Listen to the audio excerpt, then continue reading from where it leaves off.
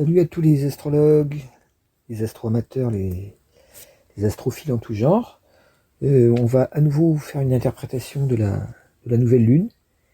La nouvelle lune prochaine qui est en Gémeaux, qui aura lieu sur 24 degrés du Gémeaux à peu près. Donc la fin du Gémeaux. Vous avez remarqué qu'en ce moment les pleines lunes viennent toujours avant la nouvelle lune, ce qui est un peu contre-intuitif, mais c'est comme ça. Donc regardons ce qui se passe un petit peu dans le thème de la France. Ce qui saute aux yeux sur le thème de cette nouvelle lune en Gémeaux, c'est qu'il y a Pluton au milieu du ciel, en Verseau, et qui fait un trigone au milieu du ciel avec Junon et Pluton font un trigone magnifique à Uranus, Sedna en Gémeaux, plus Cérès et l'ascendant. Cérès qui est carrément en Gémeaux sur l'ascendant.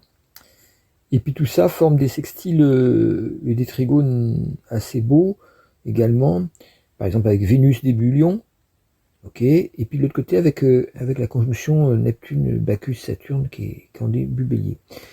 Donc déjà à vue de nez c'est un thème qui a l'air très très beau. Alors faut se méfier des thèmes très très beaux parce que ce qui veut dire ce thème c'est que bon bah il est très inspirant pour les gens qui ont une profondeur de conscience suffisante.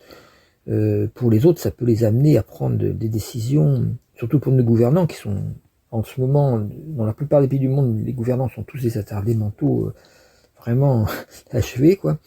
Donc, dans une période comme ça où les dirigeants sont extrêmement médiocres, ou extrêmement corrompus, ou extrêmement autoritaires, antidémocratiques, le fait qu'il y ait un aspect comme ça très transformateur n'est pas toujours bon, dans le sens que le peuple, le public va réclamer des changements profonds, et évidemment ces gens-là ont extrêmement peur de tout changement qui pourrait modifier les choses en profondeur, puisque ça dérangerait leur pouvoir. Ça nous montre ce thème que Bacchus, c'est une planète que j'utilise très très peu. Je rappelle toujours que j'utilise l'astrologie universelle mutation que j'ai créée il y a 86 à peu près, à la suite de révélations très profondes qui m'ont été faites sur l'astrologie, et que depuis j'ai eu pendant plusieurs décennies j'ai fait des recherches approfondies qui ont prouvé qu'il y avait une autre astrologie qui était possible, l'astrologie du 3e millénaire, et que sa technique d'interprétation est grossièrement à 80%, elle garde les techniques qui ont bien été prouvées de l'astrologie, mais il y a toute une partie, au moins 20%, qui utilise des techniques totalement nouvelles, des concepts totalement nouveaux, et du coup l'introduction de certains corps planétaires hypothétiques qui marchent très très bien et qui donnent des aperçus excellents de ce qui va se passer, ce qui m'a permis de faire de nombreuses prévisions. Je dis pas prédictions parce que on peut pas, ce serait malhonnête de dire que l'astrologie prédit les choses, et le croire, ça renforce peut-être les gains des astrologues, mais c'est pas vrai. Ça permet de prévoir et non pas prédire. Donc prévoir, c'est voir comment s'agencent les structures énergétiques, et comment donc en fait les grands courants de pensée, les grands courants idéologiques, les grands courants sont parfaitement prévus par l'astrologie, mais on ne peut jamais savoir de quel côté ça va pencher, parce que tout dépend de quelques entre guillemets hasards de l'histoire qui fait que bon ben voilà, tel ou tel personnage va être mis en avant, tel ou tel clash va faire sur internet va faire descendre en flèche un aspirant politique, et va en faire monter un autre. Enfin bref, on voit très bien que tout ne dépend pas que des astres, mais les astres nous donnent la direction essentielle, nous permet de prévoir en fait vers où on va. Donc je vous demande de vous reporter à la planète précédente et à la nouvelle précédente pour savoir de quoi il s'agit, puisque c'est exactement la même chose qui continue. Donc je vais pas me répéter, je vais essayer de pas me répéter trop. Pour ceux qui écoutent ça attentivement, ça serait embêtant. Mais tout a été très très clairement dit dans la pleine lune précédente et la nouvelle lune précédente, ce qui me permet cette fois-ci d'approfondir d'un autre côté. Je vais essayer parce qu'on n'a jamais le temps de voir d'autres détails. Donc, ce qui apparaît dans ce thème, c'est la dominante cachée de Bacchus. Bacchus, donc planète que j'utilise, planète hypothétique, dont la trajectoire serait de 720, le cycle serait de 720 ans, mais à reculons dans le zodiaque, ce qui comme le nœud nord, ou voilà, ce qui est plutôt rare, ou comme les planètes rétrogrades, mais momentanément. Donc le nœud nord, c'est un continu qui recule. Donc en fait, le nord avec le nœud sud. Donc ça serait une planète qui viendrait sûrement d'un autre système solaire, qui aurait été happée par le système solaire, et qui tournerait donc à une distance assez grande, puisqu'on aurait de 720 ans de cycle. Alors, on peut se dire, oui, ça n'existe pas, puisque l'astronomie l'a pas trouvé. Je signale que l'astronomie avant 2000 disait qu'on avait trouvé tout ce qu'il fallait dans le système solaire, et puis tout d'un coup, alors que moi j'avais dit qu'il y aurait d'autres planètes découvertes, et effectivement, d'après mes travaux qui sont basés sur des structures scientifiques qui sont celles du cosmos, et j'avais prédit qu'il y aurait au moins 2 autres planètes, et puis vous savez qu'on en a trouvé pas mal d'autres, en particulier Eris, qui est quand même suffisamment grosse, plus grosse que Pluton, donc c'est à partir du moment où Pluton... Alors du coup, ils savaient plus quoi faire, donc ils ont déclassé Pluton comme planète, ils ont mis Eris comme planète naine, Cérès du coup a monté en grade, est devenu planète naine, enfin tout un bordel, mais ils ont été bien secoués par l'existence effectivement de planètes, non pas de planètes extrasolaires, donc hors du système solaire, mais de planètes dans le système solaire qui n'avaient pas été vues jusqu'à présent. Donc l'idée de Proserpine, Apollon et Bacchus, qui sont les 3 termes que j'utilise en plus dans mon astrologie, il est tout à fait possible qu'on découvre un jour un corps, même assez petit, ça n'a pas d'importance, mais qui serait, de par sa position, moi je ne crois pas à la grosseur, hein, quand on voit la puissance qu'a Pluton dans les thèmes, alors qu'il est tout petit, et à une distance énorme, il est pratiquement aussi gros que Cérès, qui est environ, je ne sais plus combien, 10 fois plus près de nous. Or, Pluton est, on peut dire, presque plus puissant que Cérès. Hein. Quand il est dominant, on voit qu'il amène des destructions, des transformations profondes, et souvent difficiles à admettre, mais qui nous font évoluer. Donc, si vous voulez, si c'est pas un caillou, mais les astronomes ont quand même dit que c'était une espèce de gros astéroïde. Hein. Pluton, il a été dégradé en tant que planète, parce qu'il y avait son satellite Charon, qui... de loin, avec les télescopes anciens, on voyait un brouillard qui collait les deux ensemble, et on ne savait pas la grosseur de l'un et de l'autre. Maintenant, on sait un peu plus quelle taille a Pluton, et c'est beaucoup plus petit qu'on ne le croyait. Donc, or, il a été introduit dans les thèmes en astrologie depuis le début du XXe siècle. Donc on a maintenant un siècle d'expérimentation sur Pluton, et tous les astrologues tombent d'accord pour dire que c'est pas du tout une influence négligeable. Au contraire, il y a une puissance d'action qui en fait par excellence la planète du Scorpion, c'est-à-dire un signe qui est peut-être caché, profond, mais qui est extrêmement puissant par sa force intérieure. Donc là, Pluton dominant dans le thème de la France, ça n'indique pas forcément quelque chose de bon, mais comme c'est très très bien aspecté, ça veut dire que tout ça est une épreuve qui doit nous permettre d'avancer dans la bonne direction. Sachant que cette bonne direction va forcément être l'inverse de celle que veulent nos gouvernants, ce qui ne peut pas présager de très bons rapports entre les citoyens et la politique, encore une fois. Oui, donc Bacchus est un peu dominant. Pourquoi? Parce que l'ascendant est à 8 degrés du Gémeaux, là sur Paris, et oui c'est ça. Et Bacchus est à peu près à 8 degrés du Bélier, donc il y a un sextile exact. Le milieu du ciel est à peu près à 7 degrés du Verseau, donc sextile exact aussi. Donc on voit que par le biais des aspects, il y a quand même et puis le mi-point de Saturne-Neptune est aussi exactement sur Bacchus. Donc de manière, ça serait une dominante cachée Bacchus dans ce thème. Ce qui là aussi ne présage rien de bon, parce que Bacchus, je le relis pas mal, l'arcane 15, le diable, dans le tarot, alors que Pluton est plutôt relié à l'arcane 13, et donc qu'on appelle à tort la mort, qui serait plutôt la transformation, puisque c'est l'arcane sans nom, il n'y a pas de nom de marqué, c'est bien fait exprès pour pas qu'on pense la mort, mais c'est un problème que l'on a, parce que la mort n'existe pas en fait, donc il n'existe que des transformations, des mutations.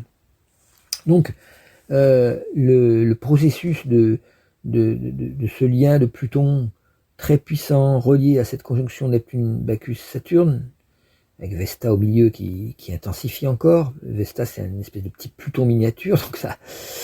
Et tout ça qui vient rejoindre Uranus, Cérès à l'ascendant, ça veut dire qu'en Gémeaux, qui est un signe très cérébral, on va avoir beaucoup de discours, de nouvelles, alors peut-être des nouvelles découvertes au niveau scientifique. Uranus Cérès favorise les technologies en tout genre. Mais Sedna Uranus, j'avais dit que je vous parlerais un petit peu des extraterrestres. C'est peut-être le moment un petit peu de dire que il y a ce qu'on appelle extraterrestres, c'est peut-être pas des extraterrestres, c'est peut-être simplement des consciences qui viennent d'un autre futur, comme l'explique assez bien Philippe Guillemant dans Le Pic de l'Esprit. Il y a des peut-être tout ce qui apparaît sur Terre est peut-être purement terrestre, mais pas au sens terrestre matériel, mais au sens ce qui fait l'humanité, au sens de ce qui appartient au domaine de conscience de l'humanité. Ce qui fait qu'il y a des consciences supérieures qui peuvent comme ça investir l'humanité par moment, mais qui ne sont peut-être que la partie évoluée, la partie christique de l'humanité qui s'est manifestée par Bouddha, par Jésus, par peut-être Mahomet aussi, peut-être d'autres grands sages, là au-dessus, tout ça. Cette même conscience christique, en fait, c'est-à-dire qui est la conscience solaire de notre système solaire, c'est-à-dire le but profond de toute l'humanité dans le système solaire, cette conscience supérieure, en fait, elle peut faire apparaître, en fait, dans notre vécu, des événements qui peuvent paraître être extraterrestres et qui sont peut-être extrêmement terrestres, mais sauf qu'on n'a pas conscience de ces niveaux-là. C'est beaucoup mieux expliqué par Philippe Guillemant. Je le fais très rapidement là, mais reportez-vous à tout ce qui tourne autour Le Pic de l'Esprit, sa BD et puis son livre. Et c'est beaucoup plus satisfaisant que d'imaginer qu'il y a d'imaginer, parce qu'on n'a pas de preuves, on a que des médiums qui nous en parlent. Or la médiumnité est quelque chose qui a lieu sur le plan astral. Or le plan astral, c'est pas un plan concret, donc on n'a pas de certitude que les apparitions d'ovnis, les atterrissages, tout ça, aient lieu uniquement sur le plan concret. Il y a eu quelques preuves quand même, des traces au sol, des présences de métaux inconnus, voilà, des morceaux de métaux d'alliage extrêmement sophistiqués et inconnus sur Terre. Tout ça a déjà été ramassé sur les lieux d'apparition d'OVNI, et donc on sait que il y a quelque chose quand même qui peut venir d'une autre planète, mais c'est ce qu'on appelle les extraterrestres, c'est peut-être des hommes du futur qui viennent nous visiter, puisque il n'est pas interdit d'inventer la machine à remonter le temps, comme l'avait imaginé H.G. Wells, et à ce moment-là, ça serait nos arrière petits-fils qui viendraient nous voir. Pourquoi? Parce que dans notre époque, là, je signale que ces apparitions d'OVNI, bien que la science-fiction ait commencé bien avant, mais toutes les apparitions d'OVNI se sont multipliées à partir de 45. Alors, qu'est-ce qui se passe en 45? C'est la première fois que l'être humain maîtrise l'atome et fait exploser la première bombe atomique, à Alma-Gardo, puis en tant qu'essai, et puis ensuite à Hiroshima et à Nagasaki. Donc, si vous voulez, c'est la première fois que l'être humain maîtrise une énergie qui peut complètement détruire toute la planète. Et à ce moment-là, on voit apparaître partout des observations, des fois par des milliers de personnes en même temps, donc on ne peut pas dire que ça soit faux, des observations d'OVNI, dont le comportement, contrairement à ce que disent tous les études un peu scientifiques qui sont faites comme le GEPAN, tout ça, qui cherchent à nous rassurer en disant mais non, c'est peut-être que des ballons sondes. Bon, un ballon sonde qui se déplace apparemment à 300 km/h dans le ciel et tout d'un coup qui fait un virage à angle droit extrêmement violent pour s'éloigner à environ 1000 km/h vers l'horizon. Moi j'ai vu ça de mes yeux, on peut pas me dire que c'est un ballon sonde, quoi. Et c'est pas non plus un reflet sur le pare-brise, puisque j'étais en vélo et que j'avais pas de lunettes. donc j'ai vu ça de mes yeux vus, et il y a eu, donc j'en suis certain que ces extraterrestres existent, si on veut, mais la question c'est ne pas se précipiter sur la conclusion, oui, ils viennent d'Arcturus ou de Bételgeuse, et puis ils viennent en paix, ou alors ils viennent nous faire la guerre, c'est des petits gris, tout ça. On voit que la fantasmatique humaine est vachement forte sur ce sujet. Et dans Mars Attacks, Tim Burton, pardon, j'ai cherché son nom, Tim Burton. Dans Mars Attacks, on voit le comique, quoi. Oui, nous venons en paix.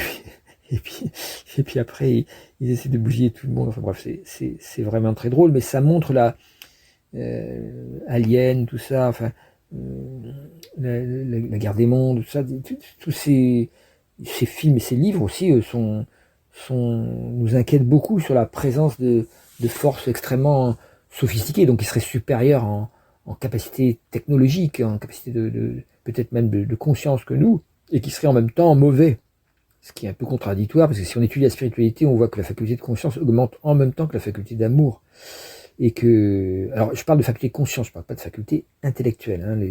Les HPI ne sont pas forcément pleins d'amour, et Poutine en est la preuve vivante. Ils peuvent même, comme Poutine, être totalement diaboliques, c'est-à-dire d'une hypocrisie et d'un langage doucereux, extrêmement trompeur, et d'un côté qui fait croire qu'il est là que pour faire du bien, puis de l'autre côté qu'il organise de manière extrêmement agressive des intox à très grande échelle sur tous les pays occidentaux pour détruire toutes les démocraties là où elles sont installées depuis longtemps en Occident, des démocraties qui sont très affaiblies en ce moment parce que par elles-mêmes, parce que ce sont des vieilles démocraties, et la corruption capitaliste a beaucoup fait pour saper en fait les principes sur lesquels reposait la démocratie. Et puis aussi, Poutine fait tout son possible pour transformer tous les débuts de démocratie qui existaient en Afrique ou en Asie, pour les transformer en dictature, avec protection des petits hommes verts qui là sont pas des extraterrestres, qui sont les groupes de Wagner, quoi. C'est les milices armées de Wagner. Bon, maintenant, tout le monde sait qu'elles sont bien commanditées par le Kremlin, que c'est pas du tout des groupes spontanés, comme on l'a fait croire au moment de l'invasion de l'Ukraine, qu'il y aurait eu des groupes spontanés d'indépendantistes qui veulent se libérer de l'Ukraine. C'est d'énormes conneries qui ont été, malheureusement, beaucoup de gens qui sont contre le système, et tant mieux, parce que ce système est en train va droit dans le mur, il est en train d'exploser notre capacité de survie sur la planète. Beaucoup de gens qui sont contre le système en viennent à croire les théories anti-système fabriquées par Poutine, et qui sont évidemment pas faites pour aider à une révolte constructive ou faire en sorte qu'on change le système, qu'on le renverse et qu'on le remplace par quelque chose de plus évolutif, de plus humain. Les magouilles les intox, les fake news en fait, faites par les services secrets FSB, quoi, de russes, quoi, donc sont une récupération des révoltes naturelles des gens dans les pays démocratiques, parce que les gens ils se révoltent pas en dictature, puisqu'ils savent rien, ils ont aucune presse libre, donc là on ne sait rien, donc on se révolte pas. On est obligé de croire que notre dirigeant est bon, parce que de toute façon on n'a pas le choix. Et puis il n'est pas question d'en changer. Donc, alors que dans les démocraties, les gens peuvent s'informer, ils peuvent surfer sur Internet, à la télé évidemment, il y a des médias officiels qui vont nous balancer de la soupe, on va dire, pour nous faire croire que nos dirigeants sont pas si mauvais que ça. Mais par contre, n'importe quelle personne intelligente qui va chercher sur Internet va rencontrer des milliers de propositions, de critiques du système plus ou moins profondes ou plus ou moins bien sourcées. Et là-dedans, il y a un mélange entre des informations de première main, hein, quoi, qui sont faites soit par des scientifiques comme le GIEC qui nous a annoncé depuis un bout de temps le danger que le capitalisme faisait courir à toute la planète, et qui est presque pas entendu, enfin qui est entendu par beaucoup de gens, mais pas par les pouvoirs en place, surtout pas. Mais il y a aussi des théories complètement fumeuses qui sont balancées par le FSB, et qui ont permis, par exemple, de justifier complètement la guerre en Ukraine, comme quoi c'était une réaction contre les nazis qui avaient été installés par les États-Unis. Quand on interroge les Ukrainiens et tout ça, c'est pas du tout ça qui s'est passé. Les Ukrainiens sont pas nazis, au contraire, ils essaient de défendre une démocratie qu'ils ont obtenue en luttant contre des systèmes de colonisation russe tous ces pays-là avaient été recolonisés par Poutine et par les services secrets qui comme par hasard, les dirigeants qui pouvaient remplacer étaient supprimés ou mouraient mystérieusement, et puis seuls les dirigeants qui étaient en accord avec ce que voulait Poutine se retrouvaient élus. Et l'Ukraine a cassé ce système-là. Alors il y a peut-être des nazis anticommunistes, bien sûr, qui ont fait partie de cette révolte, mais c'était une révolte populaire avant tout, et une révolte qui voulait installer la démocratie, et qui maintenant se battent comme des lions pour essayer de garder une démocratie, parce que eux, contrairement à nous, ils savent ce que c'est que la dictature russe. Ils l'ont vécu pendant tout le stalinisme et tout ça. Faut se rappeler que les Ukrainiens ont été génocidés par les Russes, parce que alors les Ukrainiens sont pas des Russes, quoi. J'avais déjà expliqué ça, c'est qu'il y a une tendance très, quand on voit les auteurs ukrainiens ou les penseurs ukrainiens, il y a beaucoup plus de gens libertaires. On peut penser à Makhno. Makhno, c'était un anarchiste russe, on nous dit. Bah non, ils étaient ukrainiens, ils ont installé en Ukraine, pardon, au moment de la révolution bolchevique, ils ont installé un système complètement anarchiste qui n'allait pas dans le sens du léninisme ni du stalinisme, et les trotskistes n'en parlent jamais, évidemment, parce des fois ils sont même pas au courant, parce que c'est une omerta chez les trotskistes, mais c'est bien l'armée de Trotsky qui a écrasé jusqu'au dernier et massacré jusqu'au dernier ces paysans qui partageaient leurs récoltes sans argent, et qui chacun prenait que ce qu'il avait besoin, plus de marché noir, plus rien, et apportait sur les marchés ce qu'il avait produit, une espèce d'échange entre paysans, de maraîchers, de paysans, et où l'argent avait disparu et tout le monde partageait en fraternité totale. Alors évidemment, c'était la preuve que le socialisme pouvait venir tout de suite et non pas après la dictature du prolétariat. Et or, la théorie de Marx et de Lénine, c'était qu'il faut passer d'abord par la dictature du prolétariat, et donc ils allaient trop vite vers la bonne solution. Donc il fallait les écrabouiller, les massacrer, pour passer d'abord par la dictature du prolétariat, de manière à ce qu'elle aboutisse plus tard au socialisme et à la fraternité. On a vu ce que ça a donné, c'est-à-dire qu'ils sont jamais arrivés à la fraternité, parce que, comme disait Gandhi, les moyens sont la fin, et si vous utilisez comme moyen des massacres, ben vous aurez des massacreurs au pouvoir, et les massacreurs au pouvoir, c'est pas des gens de qui il faut attendre un bon régime politique, c'est sûr. Donc c'est le problème de toutes les révolutions. Tant qu'elles sont menées par un peuple qui est en colère, mais qui essaye d'amener des bonnes résolutions, on peut voir émerger des têtes pensantes ou des nouveaux politiques intéressants. Mais dès qu'on a des massacres et des répressions, on voit émerger plutôt des espèces de brutes comme a été Staline, quoi, qui a remplacé Lénine de manière avantageusement violente et bestiale, et qui a entraîné toute la patrie des ouvriers, la patrie de la libération des peuples. Ça l'a entraîné vers une dictature extrêmement totalitaire, quoi, comme disait Hannah Arendt, carrément totalitaire, comme l'a été le nazisme après, qui en prétendant lutter contre le communisme, a fait exactement le même totalitarisme, enfin exactement une autre type de totalitarisme, on devrait dire. De même que le fascisme est un autre type de totalitarisme, il y en a eu plusieurs, ou le communisme chinois, voilà. Donc on est dans un cycle là de changement de civilisation, je l'ai déjà dit, et là le processus qui vient vers nous, il se peut qu'on ait des messages très forts qui sortent en ce moment pour nous dire, eh bien, et qui sont pas forcément extraterrestres, donc comme j'étais en train de dire, qui peuvent venir du futur de l'humanité. Et voilà. Moi, j'en ai moi-même vécu un de manière extrêmement forte, que j'ai appelé l'esprit et qui vient carrément du futur de l'humanité pour dire non, tout n'est pas foutu, il y a moyen de faire quelque chose, mais malheureusement, je n'ai pas le droit de laisser ce message sur Internet. C'est un peu embêtant, on m'a demandé ça, donc tout simplement parce que il apparaît sûrement que l'Internet ça a été dit pendant ce message que l'Internet allait devenir un moyen de contrôle extraordinaire des populations, c'est-à-dire un moyen de surveillance, soi-disant pour notre sécurité, mais surtout pour la suppression de nos droits à l'expression. Et ça, je vous mets des liens très très forts là-dessus, sous la vidéo à chaque fois. N'oubliez pas d'aller les voir et d'en cliquer quelques-uns, ou tous si vous pouvez, parce qu'ils sont extrêmement intéressants. Ils ont été sélectionnés pour aller dans le sens, non pas que je suis d'accord avec tout ce que disent ces liens, mais encore une fois, parce qu'ils illustrent parfaitement le propos que j'essaye de montrer. Sachant que ce que j'essaye de montrer, c'est pas mon opinion, hein, ne croyez pas ça. C'est ce que nous dit l'astrologie universelle à la mutation, c'est-à-dire l'astrologie que je pratique. C'est une astrologie qui voit un peu plus loin que les autres astrologies. Je suis obligé de le constater, puisque j'ai participé à des congrès d'astrologues, tout ça.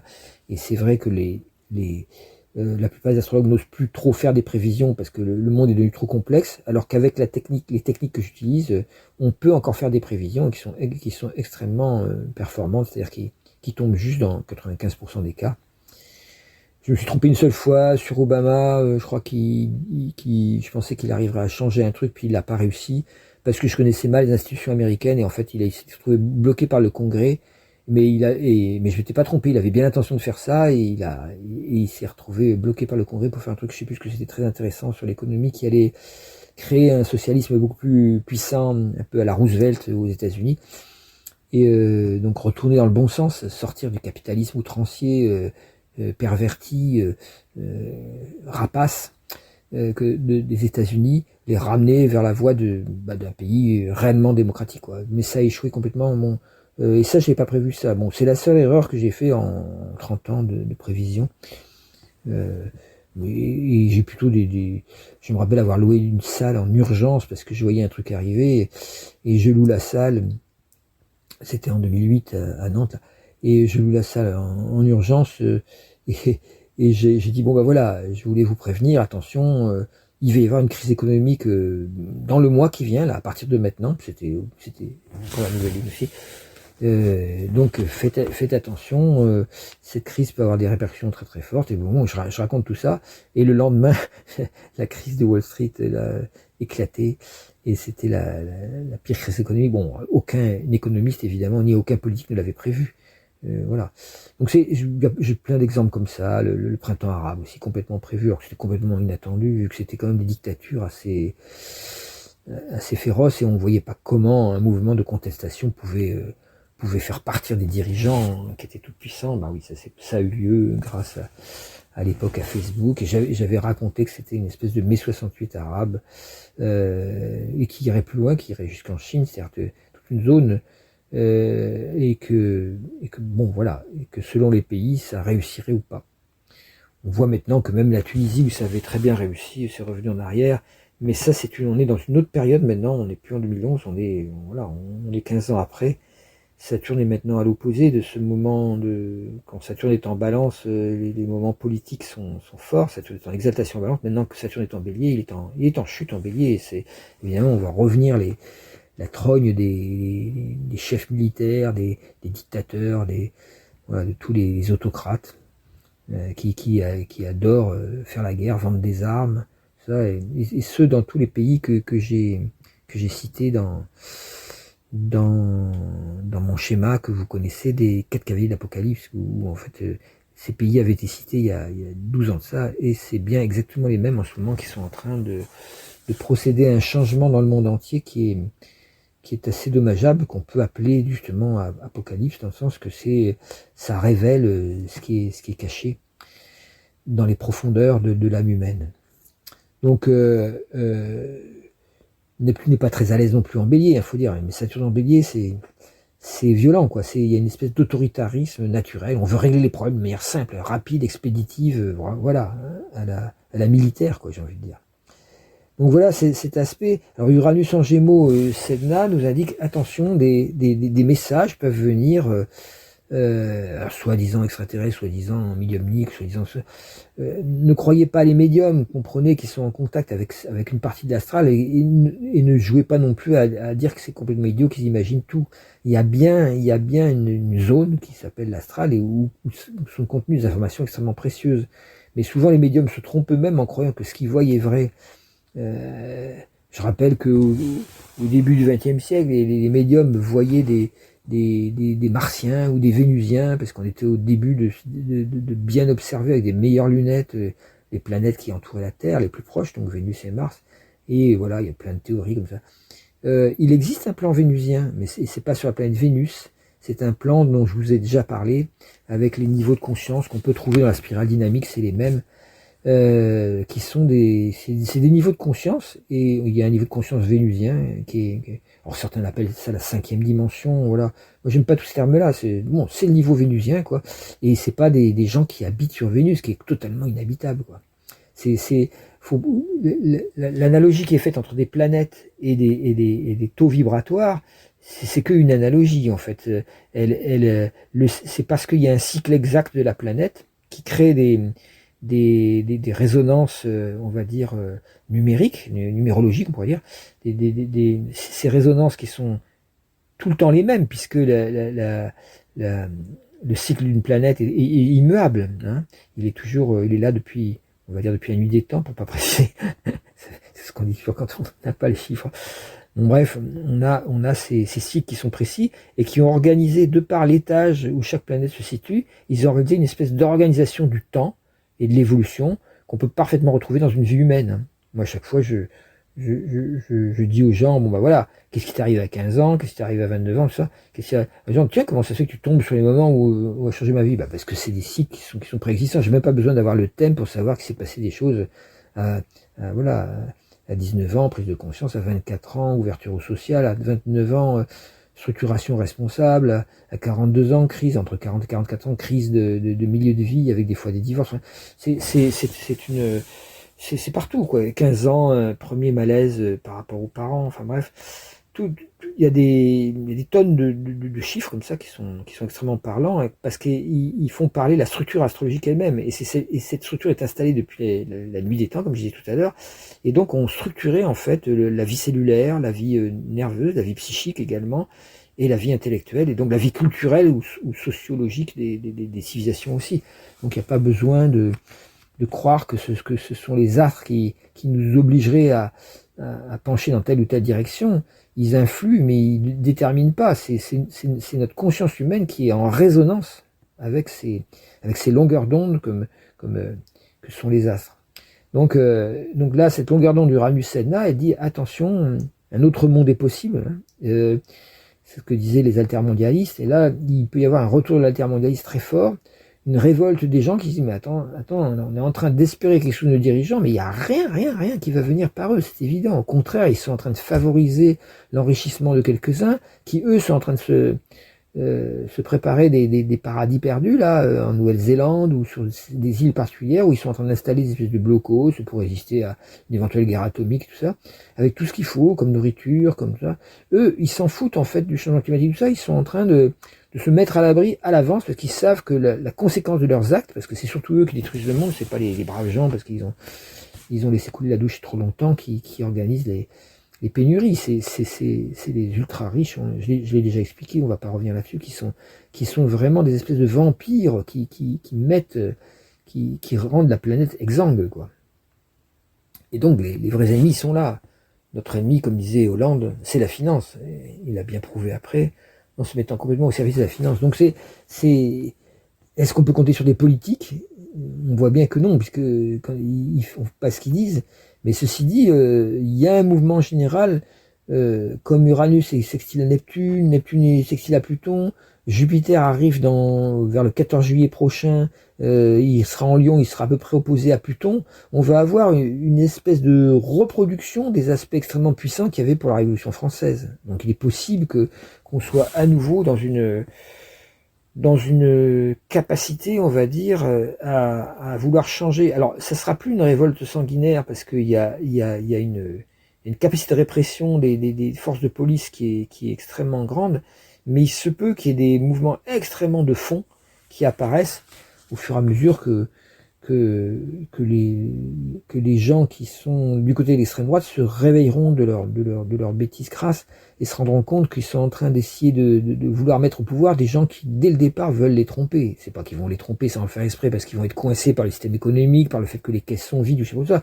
Ils sont sciemment en train de les tromper, parce qu'ils savent très bien que le programme qu'ils veulent mettre au point n'est pas celui que les gens attendent, mais celui de certains hyper riches. Il suffit de voir le mariage de Bardella avec la princesse de mes deux, Sicile, là.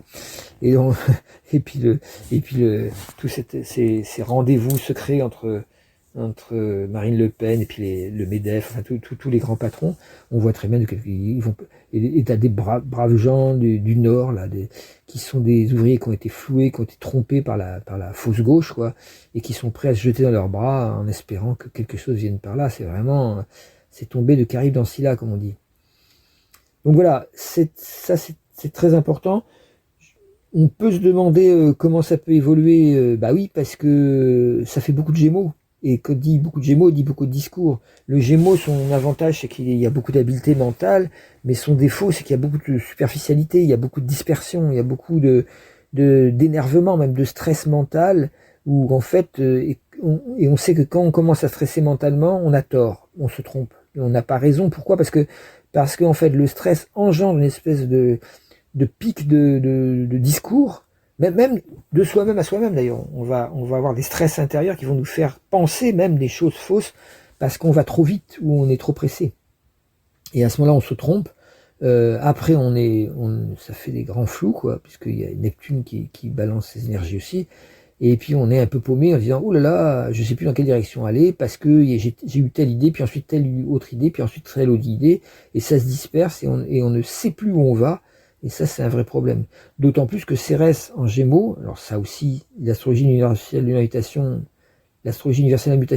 a découvert en fait, par expérimentation successive, que en fait on peut placer des exaltations, des domiciles exaltation pour les astéroïdes aussi. Donc on sait que Cérès est en domicile en Vierge. Malheureusement pour les travaux de Jean Delarche qui le met, ce qui intuitivement pouvait paraître logique en exaltation en Gémeaux, bah, c'est exactement l'inverse. Il est en exaltation en Sagittaire et non pas en Gémeaux, ce qui est évidemment plus logique si on regarde les thèmes de grands philosophes.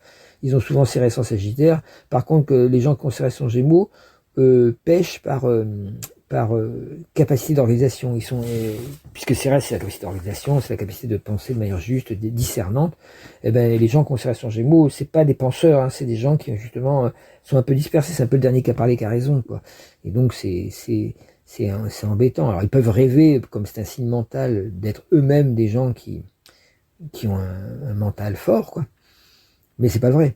Donc c'est comme Cérès en Poisson qui lui en exil. C'est un endroit où l'intellect est rêvé plus qu'il n'existe. C'est-à-dire, enfin, ça veut pas dire que les gens qui ont Cérès en Poisson sont complètement idiots non plus, ni en Gémeaux non plus. Ça veut dire simplement que c'est pas leur tasse de thé, quoi. Même s'ils rêveraient, comme c'est des signes mutables, les signes mutables recherchent la connaissance. Donc Cérès c'est l'outil par excellence de la connaissance. Mais là, l'outil est pas trop fonctionnel. En général, il y a un travail de purification, de nettoyage du mental qui est à faire avant, parce que sinon le mental est soit dispersé en Gémeaux, soit confus en Poisson, ce qui permet pas d'avoir des analyses qui aboutissent. En général, on va croire ce qu'on veut croire, même si c'est pas vrai, quoi.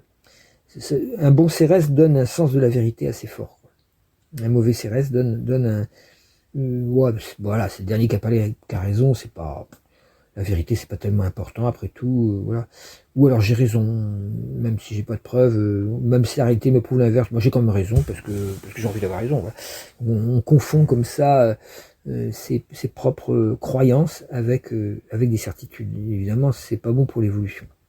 Donc là, Cérès en Gémeaux, exactement sur l'ascendant, nous dit attention, en France, on va voir débarquer des fausses solutions qui vont essayer de réaliser la promesse de ce Pluton en Verseau milieu du ciel qui dit bon bah voilà, il faut qu'on se mette à jour de la nouveauté, de la modernité, il faut qu'on ait notre IA français, tout ça. Il y a tout un, et puis il faut des centrales nucléaires partout pour refroidir les data centers, et puis fournir de l'électricité pour le tout électrique, mais on va tout mettre électricité, enfin, des tas de solutions technophiles comme ça, qui empêchent totalement de poser le vrai problème. Pourquoi on fait tout ça? Et pour qui? Est-ce que le but de la vie humaine, c'est de faire du fric? Si c'est de faire du fric, bon bah très bien, il faut continuer comme ça. Ça va détruire la planète, mais au moins on aura du fric. On va tous mourir, mais on aura un beau cercueil. Mais si on comprend que, alors les gens qui voient vraiment ce qui se passe sont les plus pessimistes, évidemment. Il ne s'agit pas d'être optimiste, hein, il s'agit de rester courageux face à l'adversité, ce qui n'est pas pareil. C'est une forme d'optimisme, bien sûr. C'est le vrai optimisme. L'optimisme qui veut pas voir les catastrophes. Je voyais une émission, c'était sur Blast, où il y avait Pascal Pro qui passait, et qui disait bah oui, avec l'espèce de canicule qu'il y a eu, oh, le changement climatique, oh, bah non, c'est normal, il fait chaud, c'est vrai qu'il fait chaud, enfin, une espèce de discours complètement beauf comme ça. Lui, c'est l'expert en beaufitude total. C'est assez génial, quoi. C'est un comique involontaire, quoi. Tellement tout ce qu'il dit est profondément con. c'est incroyable. Mais bon, donc du coup, il nourrit beaucoup les humoristes, hein. Il pond des perles à chaque fois qu'il parle. Mais bon, ce genre d'opinion, quoi, c'est ce qui peut empêcher complètement qu'on prenne conscience de ce qu'il y a réellement à faire. Plus on dira que le grave problème actuel c'est l'immigration, moins on comprendra qu'on est en train de bousiller totalement la vie de nos propres enfants. Parce qu'on ne se sera pas occupé des solutions qui sont encore possibles de mettre en place maintenant. On n'empêchera pas la catastrophe climatique d'augmenter, puisque les scientifiques nous le disent, ça va augmenter quand même quoi qu'on fasse. Mais on peut quand même faire quelque chose, et si on fait quelque chose, les drames les plus abjects, les plus horribles, les massacres qui en suivront seront évités. Donc ça, au lieu d'une vie de cauchemar qu'auront nos enfants, ils auront une vie très difficile, beaucoup plus difficile que celle qu'on a eue à cause de ces dérèglements de la planète, de ces pollutions, de ces chaos climatiques, mais ils auront mis en place des techniques de civilisation, et non pas des techniques scientifiques pour continuer dans la même direction du capitalisme, du techno-capitalisme, mais des techniques de pensée, des techniques philosophiques, des techniques comme les 7 astrologiques que j'utilise, des techniques philosophiques qui permettront de dire ok, c'est ça la bonne direction, il faut complètement voilà, donner un coup de gouvernail et aller dans telle direction, et non pas continuer dans voilà, ce que j'appelle moi la direction des spirinotés, qui sont quelque chose qui va émerger très très lentement, mais qui est vraiment, vous le verrez, ça sera vraiment la solution. Ça sera vraiment la solution. Voilà. Donc dans une émission qui a été Grand Face à Face, il y a eu un type qui s'appelle Jérôme Kersanti qui a parlé de son bouquin qui s'appelle Corruption, l'effondrement de l'état de droit. Donc il parle vraiment de l'effondrement. Et il a dit 3 choses qui correspondent tout à fait à ce que dit l'astro. Alors, je vais vous les dire. Il dit qu'il y a 3 corruptions en cascade qui ont lieu dans justement cet état de droit, qui était un état, on va dire, démocratique, qui prétend s'appuyer sur les désirs du peuple, voilà. Voilà. Alors il dit 3 phases. La première phase, c'est la langue. On a vu le Karcher de Sarkozy, là, le côté l'effet N, comme j'appelle ça, l'effet N, l'ancien FN qui est devenu RN maintenant, l'ère de la haine, et non pas l'ère du Verseau. Donc ça, c'est l'effet Karcher, c'est-à-dire la langue devient de plus en plus violente, méprisante, ou avec des insultes. Et il y a des clashs sur Internet. Les gens qui pensent pas comme moi, on essaie de les clasher. Et qu'à voir quelqu'un qui dit « Ah, machin, clasher un texte », aussitôt, ça fait des clics et des clics. Les gens veulent du sang, quelque part. Comme si... alors évidemment, ça enlève la justesse des dialogues. On est en plein dans le mutable, là. La langue, c'est la parole, le dialogue. C'est la diplomatie aussi, pour faire passer ses propres idées. Bah, c'est en train de se casser la gueule. C'est le mutable qui est attaqué. Et c'est le principe, je pense, d'égalité qui est attaqué aussi. C'est-à-dire qu'en fait... plus on méprise la langue, plus on est dans les insultes, tout ça, plus ça s'oppose à l'idée de justesse, de justice, et ça, plus on peut dire n'importe quoi, ce qui fait qu'on va pas vers la justice, parce que pour aller vers la justice, il faudrait qu'on puisse s'écouter. Ah oui, d'accord, il a fait ça parce que, par exemple, en justice, on fait parler un avocat, puis ensuite un procureur. Et si on écoute les deux, on va pouvoir juger correctement. C'est une structure intelligente. Si on condamne avant de savoir, c'est ce qui a lieu un peu en ce moment sur Internet, là. Il y a une tendance à croire savoir parce que tel site a dit ça, puis c'est pas forcément vrai. Bon, là.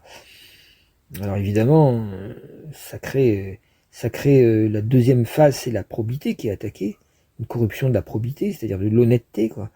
Donc ça se fait par des dérégulations financières, par les paradis fiscaux, la porosité entre le public et le privé, par exemple, voilà, ce qu'on appelle le pantouflage, tout ça.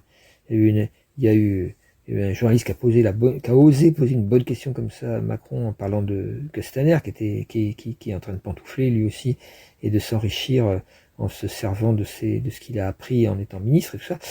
Et Macron a répondu c'est complètement nul. Alors au début je me suis dit ah bah oui, puis oui c'est vrai que c'est complètement nul qu'il fasse ça. Non, il voulait dire c'est complètement nul votre question au journaliste. C'est-à-dire que quand le journaliste pose une bonne question, pour lui c'est nul. C'est assez drôle, mais enfin bon. Donc en gros c'est le néolibéralisme prédateur dont Macron est un exemple classique. Là on est plutôt dans les signes cardinaux, c'est-à-dire en fait on est dans l'action, on pourrait dire l'addiction à l'argent, qui fait que l'action, au lieu d'être dirigée vers quelque chose qui va être honnête, qui va essayer de rétablir la justice, tout ça, ben non, on va essayer de faire le maximum de fric au fur et à mesure qu'on avance pour s'enrichir au maximum. Évidemment, ça fait penser aux libertariens qui pensent qu'à leur propre liberté individuelle, et donc on peut dire que ce passage-là, de cette corruption de la probité ou de l'honnêteté, ça détruit la liberté de tous, au nom de la liberté des plus forts, ce qui est la définition du fascisme, en fait.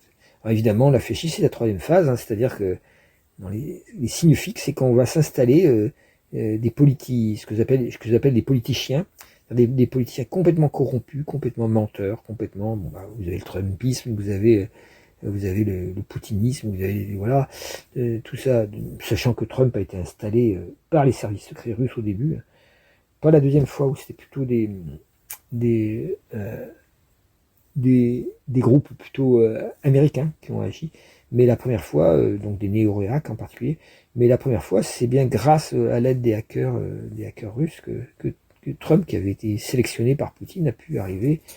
Donc il lui doit beaucoup.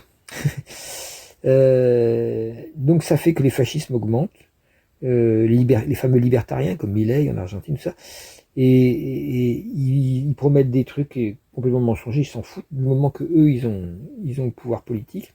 C'est contraire à ce que j'appelle moi la pole éthique, c'est-à-dire l'introduction dans la politique de l'éthique, la morale humaniste ou chrétienne, si certains, ou bouddhiste, comme vous voulez. Du moment qu'il y a une morale qui vise le bien commun, c'est ce qu'il faudrait, mais les politiciens sont loin de ça maintenant.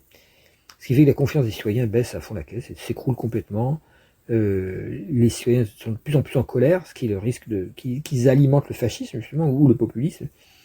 Sachant que je ne classe pas la France insoumise dans les populistes, c'est pas parce que des gens sont très populaires que c'est du populisme. Le populisme, c'est dire quelque chose au peuple qu'on n'a pas du tout l'intention de faire et le tromper. Bon, on va trouver ça plutôt dans l'extrême droite et rarement du côté de la gauche, puisque les gens de gauche essayent, alors tant bien que mal, et souvent ils n'y arrivent pas, parce qu'il y a des forces d'argent extrêmement puissantes qui les empêchent de le faire, mais ils essayent tant bien que mal de mettre en place des programmes qui sont plus solidaires, plus justes avec les gens. Faut étudier le passage de Mitterrand 81 à Mitterrand 83, où il y a une trahison en 2 ans du programme de gauche, mais non pas parce que Mitterrand a dès le début voulu trahir ce programme, mais parce qu'il s'est retrouvé coincé par les forces d'argent, par les banquiers et tout ça, qui auraient pu mettre la France complètement à genoux, simplement parce qu'elle était le pays qui essayait de créer un socialisme authentique. Donc après, c'était juste de l'aménagement d'un socialisme de surface, quoi. Voilà, donc ce qui est remis en cause dans ce moment-là, c'est la fraternité, tout simplement. La fraternité devient impossible parce que pour la fraternité, il faut que les citoyens se fassent confiance les uns avec les autres. Et donc, le buen vivir, comme disent les Sud-Américains, le vivre bien ensemble en partageant les choses, il est cassé par le trumpisme, le fascisme, tout ça, qui essayent de dresser les citoyens les uns contre les autres. Voilà, donc ça c'était un petit passage important. J'ai trouvé ces 3 corruptions, la corruption de la langue, puis corruption de la probité, l'honnêteté, puis ensuite corruption de toute la politique, et ce que j'appelle les politiciens. Ces 3 corruptions successives nous amènent droit dans le mur, il amène à un effondrement de l'état de droit. C'est-à-dire que l'état de droit se réclame de l'état de droit, puisqu'il est soi-disant Macron dit souvent ça, il a été élu ou tel député ou ministre ont été élus démocratiquement, mais en fait comme ils n'obéissent pas à leur mandat, ils le trahissent très souvent et ils sont pas pour autant révoqués, eh bien on a un faux état de droit. Et évidemment c'est extrêmement dangereux parce que quand l'état de droit n'est pas là, le chaos peut venir. Comme disait Macron, dans un état de droit, le terrorisme ne se justifie pas. Je ne sais plus pourquoi il parlait de ça, et c'est marrant, mais justement, s'il détruit par toutes ses décisions, ses décrets, son autoritarisme à côté de la plaque, parce que bon, on a bien vu qu'il n'a pas respecté du tout les élections, hein, l'état de droit, il a déféqué dessus il y a 2 ans de ça, quand il y a eu les élections européennes, puis la dissolution de l'Assemblée, tout ça. On n'a pas vu une seule personne de la gauche, alors que c'est la gauche qui avait gagné. Donc on voit très bien que l'état de droit, c'est lui-même qui le détruit. Et évidemment, dans un état de droit, le terrorisme ne se justifie pas. Le danger, c'est qu'effectivement, à partir du moment où il n'y a plus d'état de droit, ou qu'il y a le discours d'état de droit, mais dans les faits, c'est l'inverse exact, c'est la spécialité de Macron, c'est dire des choses et faire l'exact inverse, à ce moment-là, les terroristes peuvent se sentir justifiés justement de passer à des attaques violentes. On voit beaucoup de gens qui sont très en colère, très très en colère, et la colère n'est pas bonne conseillère non plus. La révolte, oui, il faut lire L'homme révolté de Camus qui différencie tout à fait l'homme révolté justement du révolutionnaire ou du rebelle ou du terroriste. Il fait une étude de ces 4 termes dans ce bouquin de philosophie très très qu'il faut lire si on est intéressé à la politique, parce qu'il est au début, il est peut-être un peu difficile à lire au tout début, mais après, ça devient très limpide, très simple. Et c'est une réflexion morale de fond, quoi, sur ces sujets-là. Voilà, donc moment donc très intellectuel, on va dire, pour la France, avec peut-être une direction nouvelle de prise vers une sixième république. Alors on voit en ce moment que Mélenchon a démarré la campagne très très fort, quoi, et il faut qu'il tienne encore un an. J'espère qu'il démarre pas trop vite comme Poulidor, là, qui pédalait trop fort au début, qui après qui était fatigué. Bon, en tout cas, il bénéficie d'un courant de sympathie extrêmement fort, parce qu'on a commencé à comprendre que tout ce qui avait été raconté sur son dos, antisémitisme et tout ça, est complètement faux, et du coup, l'espèce de tentative mensongère de tous les médias comme un seul homme a essayé de faire de la France insoumise l'épouvantail, les gens pour qui il faut surtout pas voter, sinon ça va être le chaos. J'avais dit la même chose pour Mitterrand, je rappelle.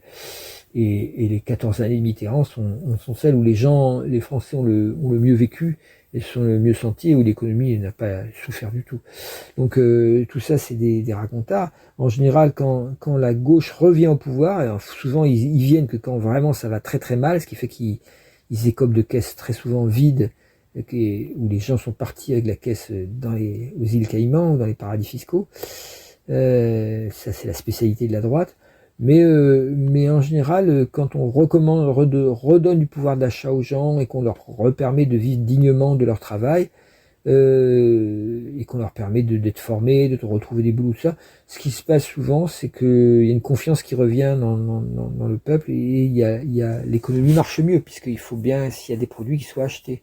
Par contre, il faudrait réintroduire évidemment par la gauche des formes de protectionnisme, de manière à ce qu'un produit fabriqué en Chine par des esclaves ouïghours ou par des enfants, en rejetant des produits toxiques dans la nature, parce qu'ils s'en foutent, ils ont qu'à crever, c'est pas grave du moment qu'ils bossent et qu'ils nous gagnent de l'argent.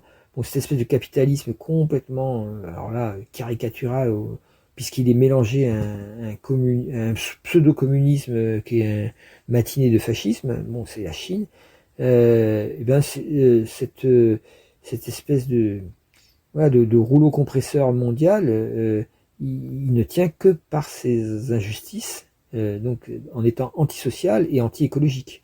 Or, on va faire introduire dans le marché, le libre marché, comme ils appellent ça, libre, j'aime bien, à chaque fois que ça t'enlève de la liberté, ils mettent le mot libre au milieu, comme pour planquer le forfait, quoi.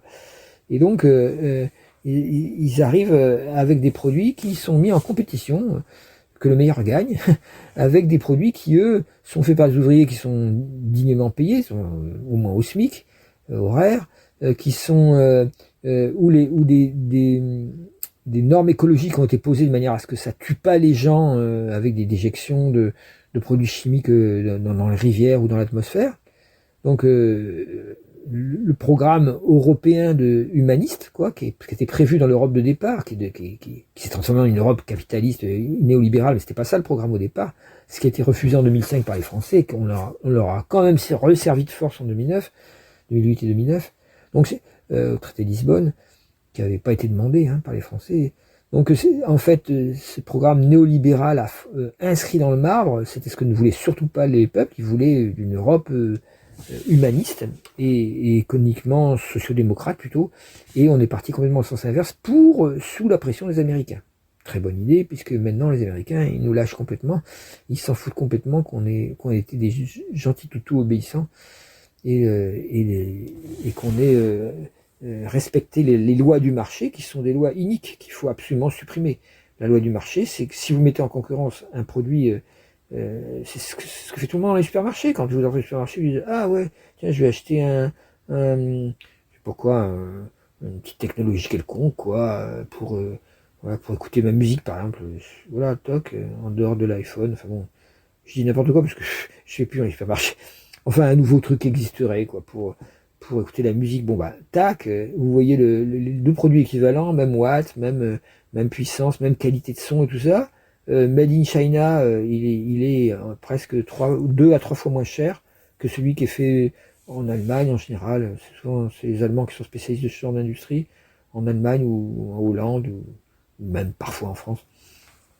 Donc Alors il n'y a pas photo, le mec il dit ah ouais, mais moi j'ai du mal à finir les fins de mois parce qu'il est mal payé. S'il était bien payé, il n'y aurait pas ce problème. Il se dirait je vais prendre de la qualité et aider par mon acte d'achat les ouvriers français à garder leur emploi. Non, non, il veut dire je peux pas, moi, j'ai besoin de ça, bah, je vais prendre le moins cher. Qu'est-ce qu'il fait? Il donne de l'argent aux Chinois en leur disant continuez à faire ce que vous faites. Le seul bulletin de vote que l'on a, c'est notre billet de 10 euros. Si on le donne à quelqu'un, ça veut dire continuez à faire ce que vous faites. Donc vous dites aux Chinois, continuez à tuer des enfants ouïghours ou des enfants tibétains, à les faire crever dans des usines et tout ça, ou c'est pareil dans le textile avec dans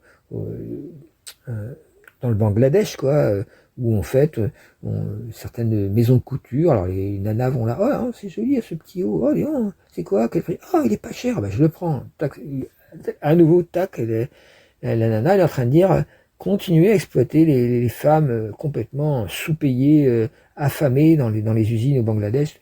On a vu un incendie horrible qui avait montré l'horreur des conditions de travail dans ces endroits-là. Donc l'acte d'achat est un acte politique, c'est le vrai vote dont on dispose, parce que l'autre, c'est toujours les mêmes guignols qui nous proposent de nous représenter, puis après on voit qu'une fois que à part la France insoumise qui se battent comme des beaux diables dans l'Assemblée nationale pour empêcher des lois iniques de passer, que les autres sont très décevants. Enfin, ceux qui sont à gauche, bon, il n'y a rien à attendre de la droite ou de l'extrême droite, bien sûr, à part qu'ils se réunissent d'un commun accord, comme ça s'était passé au moment en 1933 avec Hitler. Hein, c'est bien la droite, c'est pas l'extrême droite, c'est pas les nazis qui ont conquis le pouvoir, hein, c'est bien la droite qui leur a donné le pouvoir parce que ça leur semblait plus avantageux que de voir la gauche arriver. Pour eux, parce que qu'est-ce que va faire la gauche en premier? Elle va taper sur les ultra riches. Alors c'est marrant parce que les gens qui votent à droite, si les gens étaient intelligents, ne voteraient à droite que ceux qui risquent quelque chose avec le vote à gauche, c'est-à-dire 0,1% de la population, les 400 familles les plus riches, quoi. Or, des gens qui vont gagner plus de 4000 euros par mois, mettons, se croient riches. Tout ça parce qu'ils ont acheté une maison, une bagnole, ils disent, ah oui, je suis propriétaire, donc la gauche va m'enlever mes propriétés, mais on n'est plus du tout la gauche communiste ou stalinienne, enfin bon, on n'est pas là du tout. Donc c'est vraiment marrant, quoi, de croire des bêtises pareilles. Et donc ils votent à droite pour protéger l'entreprise, pour protéger, alors qu'en fait les protections les meilleures de l'entreprise, c'est quand les produits peuvent s'écouler et qui sont protégés au niveau de la vente par des impôts à l'importation sur des produits qui sont anti-écologiques et antisociaux. Donc c'est complètement idiot de croire que la gauche va faire tomber l'économie, au contraire. Et les meilleurs économistes comme Piketty, comme je sais plus le nom des autres, enfin les économistes atterrés, Guiraud, enfin il y en a une, je sais plus les noms, hein, c'est pas très grave, cherchez dans les économistes atterrés, et il Frédéric Lordon aussi qui parle bien, bon lui très très marxiste un petit peu, mais bon voilà, on reconnaît des marques de fabrique comme ça de certains penseurs, mais ça n'empêche que globalement ils ont une vision, il y a Zuckman évidemment, la taxe Zuckman qui était quand même mais légère au possible. On prenait un tout petit bout de l'énorme fortune de ces gens-là de manière à remettre de l'huile dans la machine et refaire circuler donc c'était vraiment même pas une loi de gauche, c'était une loi de simple bon sens minimal, quoi. Et hop, refusé par l'Assemblée. On croit rêver, c'est des fous, quoi.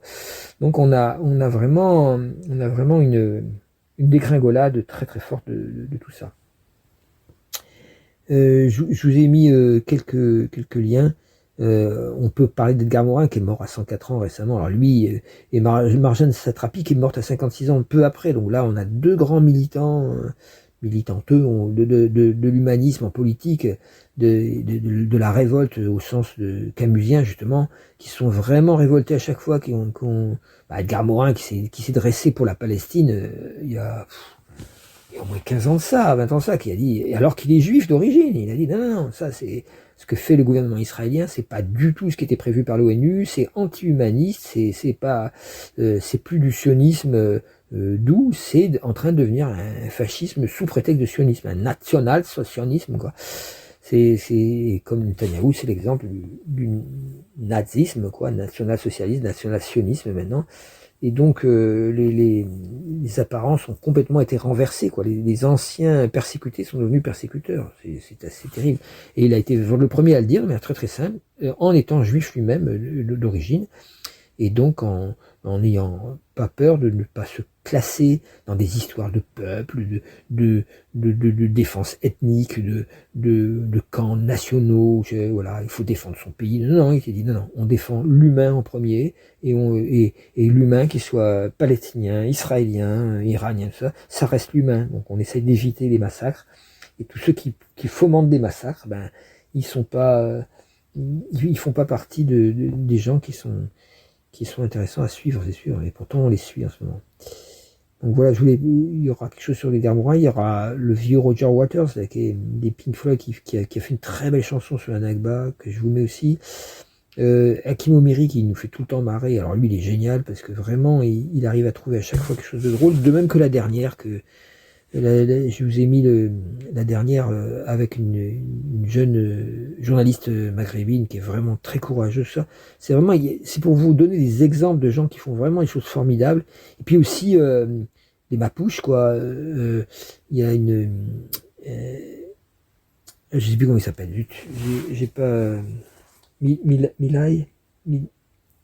Ouais, c'est une guerrière militante, féministe, mapuche. Le Mapuche, c'est un peuple qui vit en Patagonie, c'est les Indiens de Patagonie, qui ont été évidemment colonisés, chassés dans les montagnes, déjà qu'il fait froid, et qui ont une vision cosmique, cosmologique de la Terre et du cosmos extrêmement intéressante, et qui sont en résistance. Alors c'est marrant parce que ce qu'ils disent, c'est vraiment la même chose que le message de Spirinotaire. Vraiment exactement.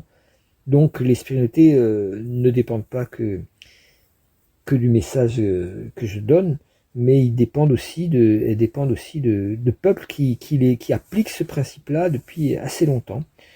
Même si les spiritualités sont plus modernes et donc permettent d'appliquer les principes spirituels de manière plus holistique, plus moderne, plus intégrée avec la conscience philosophique et scientifique qu'on a maintenant.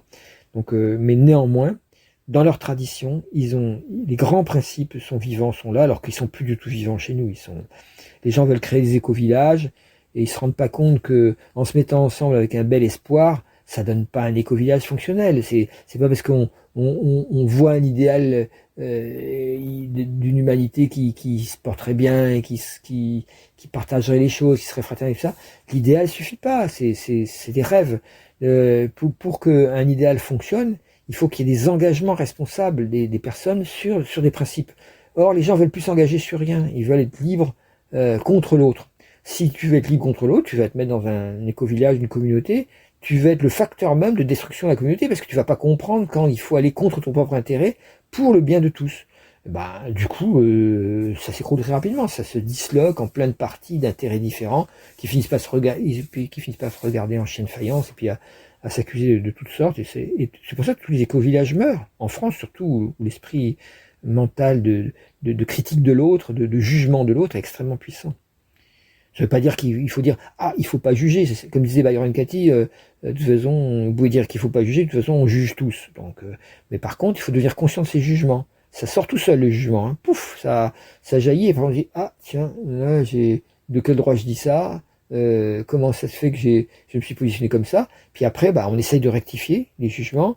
Et surtout après, également, en plus d'avoir rectifié notre jugement, rectifier les dégâts qu'on a fait par nos paroles, tant qu'on croyait encore à ce jugement. Donc des fois, il faut revenir en arrière et aller voir les actes qu'on a posés, les paroles qu'on a posées, pendant qu'on croyait encore à ce jugement. Quand on s'est débarrassé d'un jugement, c'est pas une histoire égocentrique personnelle, c'est une histoire de relation à la société et aux autres. Parce que le jugement pourrit la société de l'intérieur, c'est une forme de corruption. Alors pour le jugement, il y a Walidia, lui, qui juge vraiment de manière très très juste et imite Rai l'info. Et puis je vous ai mis un petit film qui s'appelle Samadhi que j'ai retrouvé et que j'avais vu il y a longtemps, et qui est vraiment un excellent film sur la spiritualité, qui montre un petit peu de manière avec des très belles images cosmiques, ce qu'est la spiritualité. Voilà, donc ça c'est pour vous dire, il y a des solutions qui existent et elles doivent sortir pendant cette nouvelle lune de manière très claire. Donc j'ai parlé de Cérès sur l'ascendant qui met une dominante un peu fouillie, dispersante, quoi, et stressante par la conjonction avec Uranus. Donc attention au système nerveux. encore une fois, si tous les sages de toutes les religions demandent de passer par le calme pour avoir une conscience juste, c'est bien parce que l'excitation et le stress nous empêchent d'avoir une conscience juste. Je me répète un peu, mais c'est très important de comprendre ça. C'est pas du tout voilà, une opinion zen qu'il faudra avoir. Oh, c'est beau, je vais méditer tranquille. Voilà, des fois, on n'est pas tranquille. Les méditations, des fois, sont affreuses. Elles sont extrêmement stressantes sur votre derrière. Mais quand vous sortez de méditation, vous avez nettoyé le stress et donc votre journée n'est plus du tout, est beaucoup moins stressée. Et là, vous allez poser des actes, des pensées, des paroles qui vont être justes. Sinon, c'est très difficile de placer des paroles, des pensées justes, parce que entraîné par le stress, on va s'énerver, puis automatiquement, on va se mettre à juger. C'est ce que dit le Bouddha. Attention à vos jugements, même s'ils sont pas dits, même si c'est pas très souvent, il y a des commérages, hein, des gens qui font des rumeurs, des gens qui disent ah oui, un tel, il est trop ceci, trop cela. Quand on fait de l'astrologie, on a buté une sagesse très intéressante, c'est qu'on s'aperçoit que si on avait été à la place de la personne, on aurait fait exactement comme elle. Donc le jugement là, il s'arrête aussitôt. Mais ça, faut de faire l'astrologie déjà à un bon niveau. Faut pas se servir de l'astrologie pour juger les autres. Ah, t'as cette planète là, t'es trop ceci ou trop cela. Il y a rien qui est trop. Le thème est tel qu'il est, il est comme il est, et donc la personne est comme elle est. Est-ce qu'on peut l'aimer, l'apprécier et l'aider à évoluer avec l'énergie qu'elle a, et non pas avec l'énergie qu'elle devrait avoir si c'était une personne qui me plairait mieux, quoi. Ce qui est le danger de l'astrologie. Le danger de l'astrologie, c'est de placer le mental au sommet, un mental qui va se saisir de cette connaissance pour en faire une espèce d'avantage évolutif énorme, parce que vous devinez exactement comment fonctionnent les autres, donc c'est génial. Mais si c'est pour renforcer votre ego, bon vous feriez mieux de faire autre chose que l'astrologie, d'aller méditer, d'aller faire du yoga, et tout ça, et d'apprendre, ou de la danse créative, ou je sais pas quoi. Enfin, il y a toutes sortes de choses qui vous permettent par l'art d'épanouir le cœur, quoi. Si c'est le mental devient extrêmement puissant et que le cœur se ratatine, c'est pas bon du tout. Par contre, si on ouvre le cœur, moi ce que j'ai fait dans ma vie, c'est tout le temps faire un pas astrologie, un pas méditation, un pas astrologie. Et dans ce cas-là, l'astrologie permet d'avoir une vision très très claire, thérapeutique. C'est une thérapeutique qui peut vraiment aider les gens à évoluer, à condition de les accepter tels qu'ils sont. Et de l'autre côté, la méditation permet de revenir en soi-même et de dire, attends, est-ce que c'est pas mon propre thème que je suis en train de projeter sur l'autre? Et donc, sans arrêt ce nettoyage intérieur où j'enlève les croyances et les jugements de mon propre thème pour me permettre d'avoir une lecture totalement lucide, enfin totale, c'est jamais total, hein, mais disons la plus lucide possible, la plus transparente possible du thème de l'autre. Voilà, conseil à tous les astrologues pour évoluer en tant que thérapeute, astrothérapeute. Alors, cette nouvelle lune, pour la reprendre, elle fait pas d'aspect en air, il n'y a rien d'autre en air, donc il y a un gros paquet en Gémeaux. Donc, comme j'ai dit, le Gémeaux, c'est le signe le plus agité des signes d'air, donc c'est pas le... Bon, il y a le trigone à Pluton en Verseau, mais bon, je rappelle que Pluton, il est là pour détruire, en fait, les idéaux que transporte le signe. Alors, les idéaux de fraternité, les idéaux du progrès par la science, les idéaux du mental ou de la technoscience qui va tout résoudre, tout ça, ça va s'écrouler pendant les 10 ans qui vont venir, quoi. Il va y avoir une destruction de toutes ces idées-là, mais pour qu'elles soient détruites, il faut qu'on passe par elles, quoi. C'est-à-dire qu'on est obligé, pour comprendre que c'est pas ça qu'il faut faire, il faut plonger dedans, se foutre bien les deux pieds dans la merde, comme disait mon grand-père. C'est pas quand on a les deux pieds dans la merde qu'il faut se rendre compte que ça sent mauvais. Mais oui, il disait ça, il avait bien raison, mais le problème, c'est ce que fait tout le temps l'humanité. Il attend d'avoir les deux pieds dans la merde avant de se rendre compte que ça sent mauvais. Donc là, on va fouler les deux pieds dans la merde, de quoi? De la merde technologique, de la merde du techno-féodalisme, la merde de l'intelligence artificielle, la merde des centrales nucléaires supplémentaires pour refroidir les data centers. On va vers une direction technophile complètement imbécile, aidée par les zététistes, par les scientistes, qui, je rappelle, sont pas des vrais scientifiques, parce que dans la vraie science, on accepte les faits tels qu'ils sont et on les étudie, alors qu'ils n'étudient jamais les faits, ils les nient parce que ça ne correspond pas à ce qu'ils croient sur la science. Donc ils ont fait de la science une religion, et ces gens-là, je crois, les plus scientifiques que les autres, alors qu'en fait, en réalité, ils sont surtout imbus d'un orgueil mental incroyable, qui fait qu'ils ne peuvent pas atteindre la conscience, parce que justement, l'orgueil mental les empêche de voir que la conscience passe par le cœur, et passe par l'acceptation que certains faits sont inexplicables dans l'état actuel de la science, et qu'il faut les accepter, les étudier, au lieu de les rejeter comme si ça n'existait pas. L'astrologie fait partie de ces faits. Il y a des règles scientifiques d'interprétation qui, plus elles sont pratiquées de manière exacte, plus elles fonctionnent bien. et un esprit très scientifique peut parfaitement faire l'astrologie. La plupart des grands astrologues d'ailleurs étaient soit ingénieurs, soit, enfin, ils étaient scientifiques. Ils sont tombés dans l'astrologie par hasard, comme moi, en croyant que c'était une grosse connerie, parce que les zététiciens et les scientifiques leur avaient dit, ah ben non, ça n'existe pas, c'est de la croyance, c'est du charlatanisme, etc., etc. Et quand on essaye avec des vrais outils scientifiques, on s'aperçoit, ben non, ça marche, il y a bien quelque chose, il y a bien une espèce de langage des énergies, on peut comprendre quelle va être la vibration grâce à ces positionnements. On peut comprendre quelle va être la vibration d'un moment, d'un pays, d'une histoire, d'une naissance. Et en comprenant cette vibration, on découvre qu'elle nous dit quelque chose. C'est-à-dire qu'il y a des lois d'interprétation qui sont répétitives, qui sont tout le temps les mêmes. Et qu'on peut, c'est en cela que c'est une science. Quand on peut répéter un phénomène, c'est-à-dire que si je vois comme là un sextile.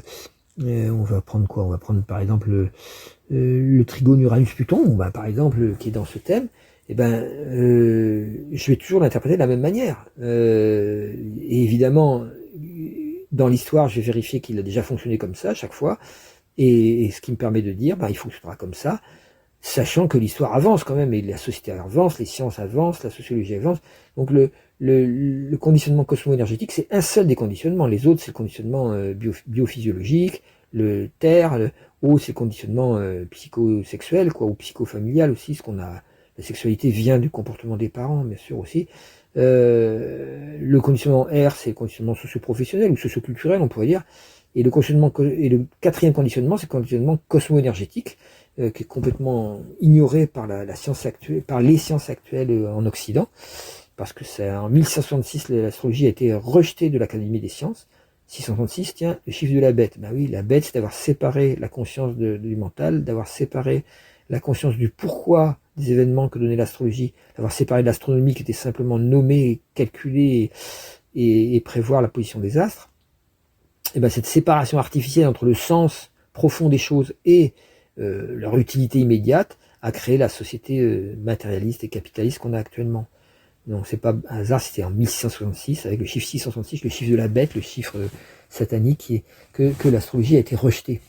Et l'astrologie est au service du divin, et non pas comme l'ont cru certains ecclésiastes qui voient quelque chose de diabolique. Pas du tout, c'est quelque chose qui va dans le sens de...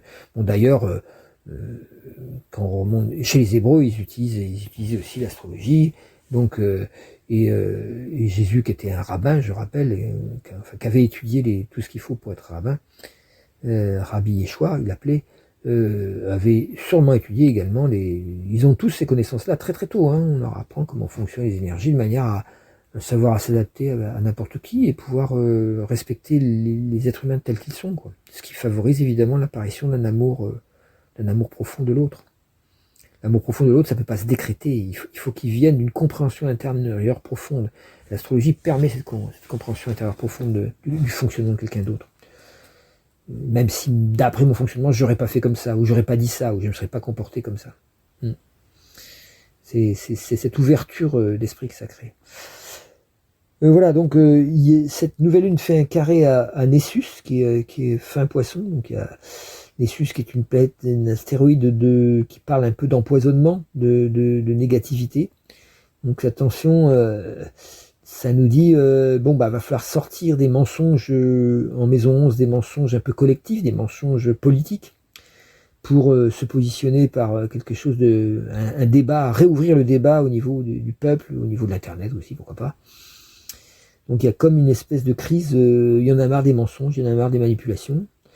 Et puis de l'autre côté, alors un aspect beaucoup plus intéressant presque, j'ai envie de dire, oui, parce que la lune noire est opposée à cette nouvelle lune, donc le point que j'appelle Ève, qui est le point opposé à la lune noire, est conjoint au Gémeaux, là, ce qui veut dire que le niveau le plus concret du Gémeaux, le niveau extrêmement mental, va extrêmement favoriser ce mois-ci.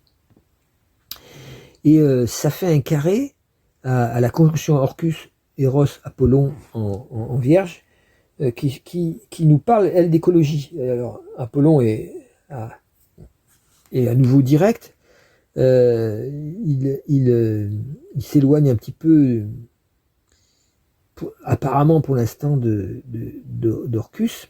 Enfin, ils sont encore très proches. mais dans cet éloignement, il se rapproche du carré à la nouvelle lune. Donc ce qui veut dire qu'en fait, on a ce qu'il nous faut réfléchir en fait. Puisque le soleil en Gémeaux et la lune en Gémeaux, nouvelle lune en Gémeaux nous disent qu'il va falloir réfléchir fortement ce mois-ci. Se poser des questions, discuter, communiquer, réfléchir. Pas trop stresser non plus mentalement. Pas vouloir aller trop vite avec Uranus conjoint Cérès, mais se donner les moyens de parvenir à une plus haute intelligence pour régler les problèmes. Parce qu'on ne va pas rester les deux pieds dans le même sabot comme ça, à tout le temps croire que le capitalisme va nous trouver une solution. Non, c'est pas vrai. Là, le capitalisme, il nous mène à la mort collective, c'est tout. Donc il faut changer de système. Alors dès qu'on dit ça, ah oui, les communistes, non, faut arrêter aussi de se retrouver plongé à chaque fois 50 ans ou 70 ans en arrière, où effectivement les deux têtes de la bête, c'était capitalisme et communisme, ou c'était plutôt fascisme et communisme d'ailleurs. Le capitalisme a survécu à tout ça, il est en phase de transformation profonde. Il y aura un aspect Apollon Proserpine, Apollon donc en Vierge et Proserpine dans le Cancer, qui sera extrêmement puissant dans les années qui vont venir et qui va vraiment amener les nouvelles solutions écologiques par le peuple, par les gens et non pas par le haut, par les dominants qui savent pas quoi faire, qui suivent ce que les gens veulent mais ils savent pas ce que les gens veulent, ou ils essaient de manipuler les gens pour qu'ils veulent ce que eux ils veulent. Enfin bon, c'est la gabegie, c'est le bordel quoi. Donc ça va venir par le peuple lui-même, mais pas tout le peuple justement des écolos, de ceux qui savent qu'en fait il faut qu'on mette en place quelque chose qui soit rentable écologiquement, non pas rentable économiquement, mais rentable écologiquement, c'est-à-dire quelque chose qui recrée plus de vie, de nature, de protection que ce qu'on consomme, que ce qu'on est obligé de consommer et ce qu'on est obligé de rejeter aussi. Bon, on peut prendre l'exemple par exemple de faire caca dans l'eau, c'est extraordinaire quoi. On a un manque d'eau, on a un risque de sécheresse, tout ça, et on envoie le caca et le pipi dans l'eau en tirant la chasse. Partout, c'est ça qui a été installé, alors que le caca et le pipi, une fois qu'ils sont passés dans un compostage, c'est un excellent engrais. Et on achète à la place du pipi des tonnes de phosphate, de nitrate et de conneries comme ça, alors que le pipi en est plein. Donc on voit très bien qu'il y a des trucs très très simples à mettre en place, mais qui demandent des changements profonds de mentalité, parce que tant que voilà, faut faire des toilettes sèches. Mais on connaît le réflexe un peu des gens normosés, conditionnés. La première fois qu'ils c'est sur une toilette sèche, même si c'est tenu très proprement, ils vont avoir l'impression, bah oui, je fais mon caca sur celui de quelqu'un d'autre. Oh là là, horrible. C'est comme s'ils allaient se mélanger avec l'autre à cause de ça. Enfin bref, il y a des fantasmes comme ça, des fantasmes de rejet, d'aversion, qui viennent de conditionnements profonds occidentaux. Partout ailleurs, les gens savent que bon bah pisser et caguer, comme on dit dans le sud, c'est des vas caga la vigne. Ça veut dire, vous avez compris. Ben, c'est quelque chose de complètement naturel, quoi, c'est tout. Et donc le naturel, il faut le faire revenir au galop, parce que sinon ça va être la fin de l'humanité, et ça c'est trop grave. Il faut revenir au bon sens. Or le bon sens, on l'a complètement perdu. C'est ce truc tout simple, je m'assois, je m'essuie, hop, je balance tout ça et je tire la chasse.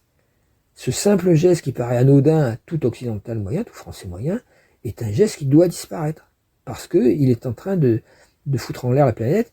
Et à ce moment-là, si on sait revenir à des engrais qui sont non chimiques, qui sont naturels comme ça, il n'y aura plus besoin de tous ces produits chimiques pour éteindre, qui fait que nos agriculteurs sont en train de devenir nos empoisonneurs.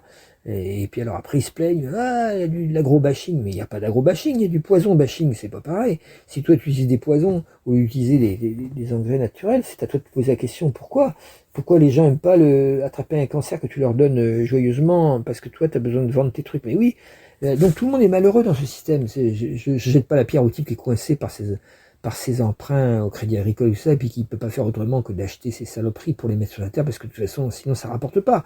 Donc tout le monde est coincé dans une logique absurde, et c'est cette réflexion-là qu'il faut avoir. D'où l'idée d'une 6e république qui est en route là avec la position des planètes en France. Donc ça, cette réflexion, on doit faire mourir. C'est ce que je dis toujours quand le carré est un carré descendant comme ça. la nouvelle lune est en carré descendant à Apollon en Vierge. Ça dit, il faut arriver à faire mourir le faux soleil, c'est-à-dire la fausse fierté mentale. C'est l'aspect le plus important hein, de ce thème. Positif.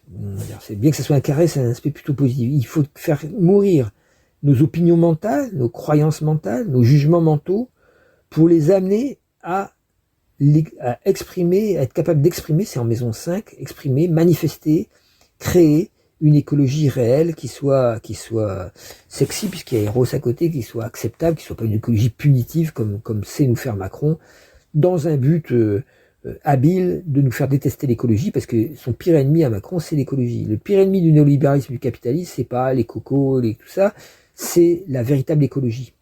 Bon, évidemment, quand l'écologie se met à trahir, quand les écolos se mettent du côté des socialistes dans des votes qui sont décisifs au niveau du changement social et qui se mettent du côté des socialistes qui sont complètement mous du genou, là c'est très triste. On a des calculs qui sont voilà, tout le monde voilà. Il vaut mieux dans ce cas-là voter Mélenchon sachant qu'il a un super sale caractère. C'est pas si important que ça, contrairement à ce qu'on croit.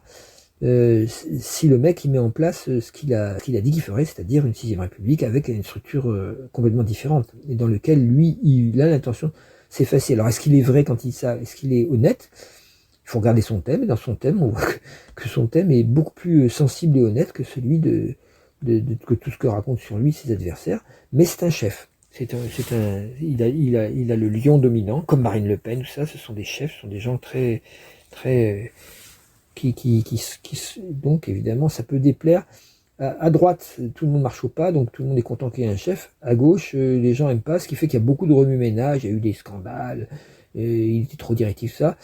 Ça m'étonne pas, d'après le thème, mais il faut savoir que le refus de l'autorité est une maladie extrêmement forte à gauche, et si on veut faire un parti qui gagne les élections, ben il faut que quelqu'un qui ait une forme d'autorité naturelle, sinon ça marche pas.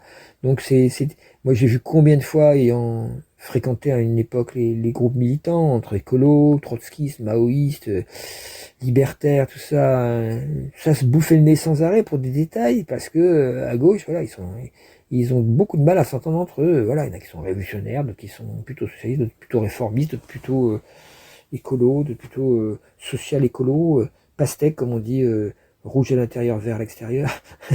Enfin bon, il y a de tout quoi, et ils se bouffent le nez entre eux.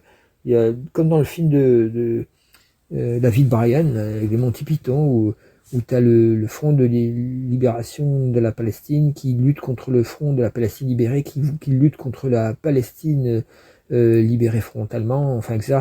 Des tas de noms différents, LFP, PLFN, qui se battent entre eux, alors qu'en fait la seule chose qu'ils ont en commun, c'est de vouloir chasser les Romains, et les Romains regardent ça en rigolant, puisque tant qu'ils se battent contre eux, ils craignent rien. C'est une bonne image de ce qui se passe avec la gauche face au capitalisme, quoi.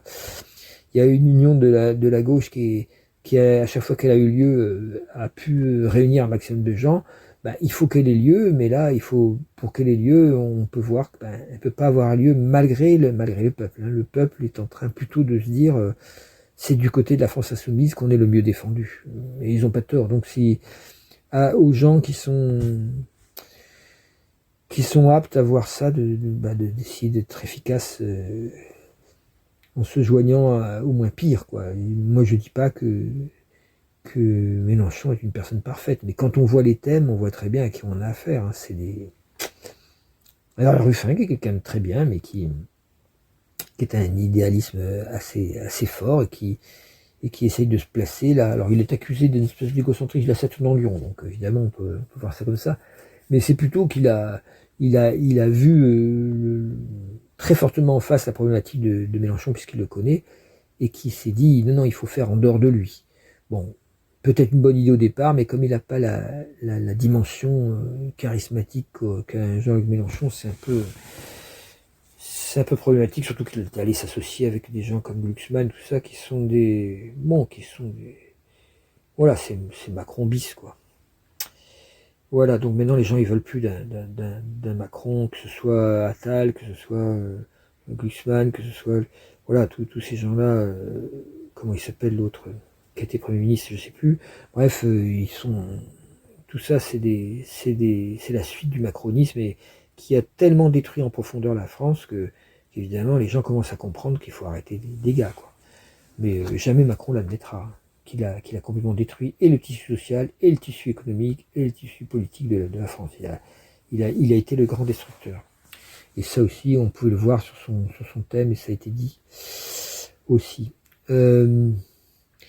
Alors, on va regarder juste pour terminer, pour les autres pays. Alors, sur Moscou, la conjonction à l'ascendant, c'est la conjonction Mercure-Proserpine-Psyché. Peut-être on a quelque chose qui peut se calmer, puisque Mars n'est pas dans un endroit très fort. Peut-être qu'il y a une réflexion qui peut peut-être avoir lieu pour essayer peut-être d'aller vers la paix. Ce que veulent les Ukrainiens aussi, parce qu'ils en ont marre de cette guerre, ils sont épuisés par cette guerre, mais ils se défendent diablement bien contre des milliers de soldats qui viennent les attaquer sans arrêt. Et ces attaques sont vaines, puisqu'il y a 2 fois plus de morts, en gros, chez les Russes que, bon, ils ont un peuple 3-4 fois plus nombreux que les Ukrainiens. Donc, Poutine peut espérer, dans son esprit étant très très machiavélique, je le répète, on a plein de preuves de ça, c'est pas du tout dire du mal de la Russie de dire ça, c'est quelqu'un qui est extrêmement machiavélique, et donc voilà, il peut faire ce calcul de tuer une grande partie de son peuple pour finalement gagner à la fin. Sauf que son peuple, tout soumis qu'il est à sa grande autorité, peut là en avoir marre, quoi. C'est ce que veut dire la nouvelle lune qui a lieu en maison 12 pour la Russie, et donc dans la maison des problématiques non résolues. Et à l'ascendant Proserpine et Psyché et Mercure en Cancer, avec Jupiter en maison 1, peuvent dire ouh là là, on aurait envie de paix, quoi. On aurait envie que ça se... Voilà. Donc, est-ce que Poutine va entendre ça?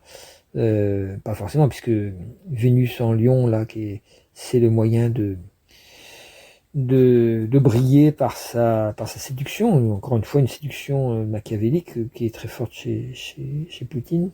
Il a un Vénus dominant, hein, en Scorpion, mais Bacchus, évidemment, le côté, le diable, l'arcane 15 qui est très puissant. Son Bacchus, mais comme chez Trump, ce sont des Bacchusiens.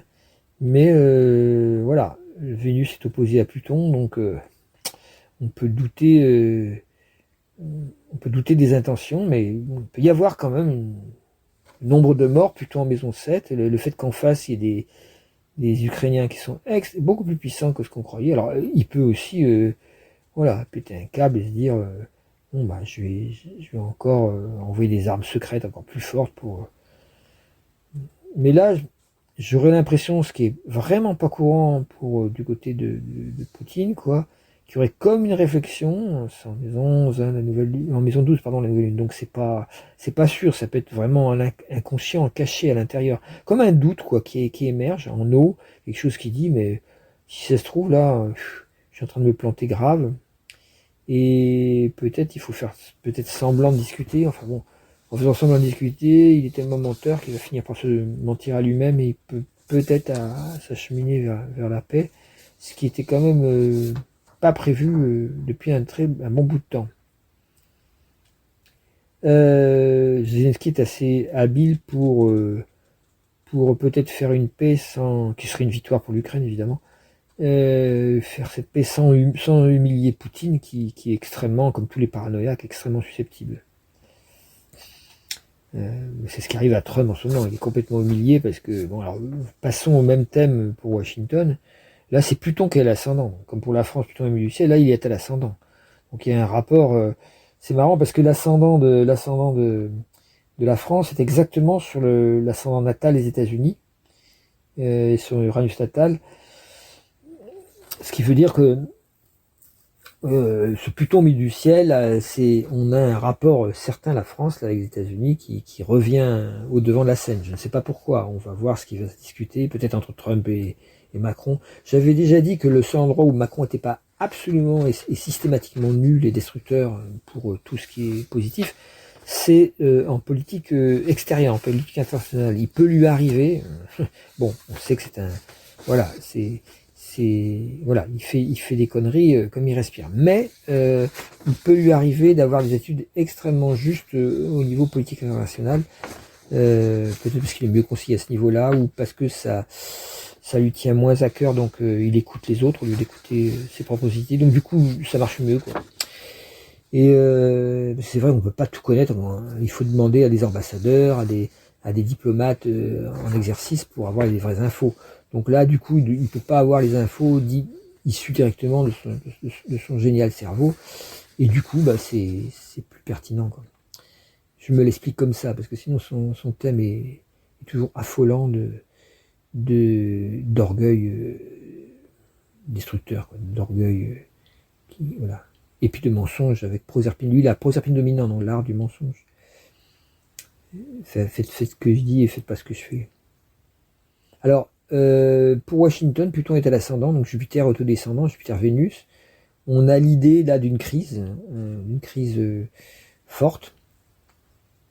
Comme c'est trigone à l'ascendant Uranus des États-Unis, Uranus est en train de revenir sur son ascendant natal des États-Unis, donc il y a un renouveau possible dans les années qui viennent, dans les 2 ans qui viennent, un renouveau complet de l'esprit même des États-Unis, de son esprit démocratique, par la discussion, par la parole, par le débat, s'ils en sont encore pas capables, parce qu'évidemment, bourrés de sucreries, de McDo comme ils sont, de Coca-Cola, ce sont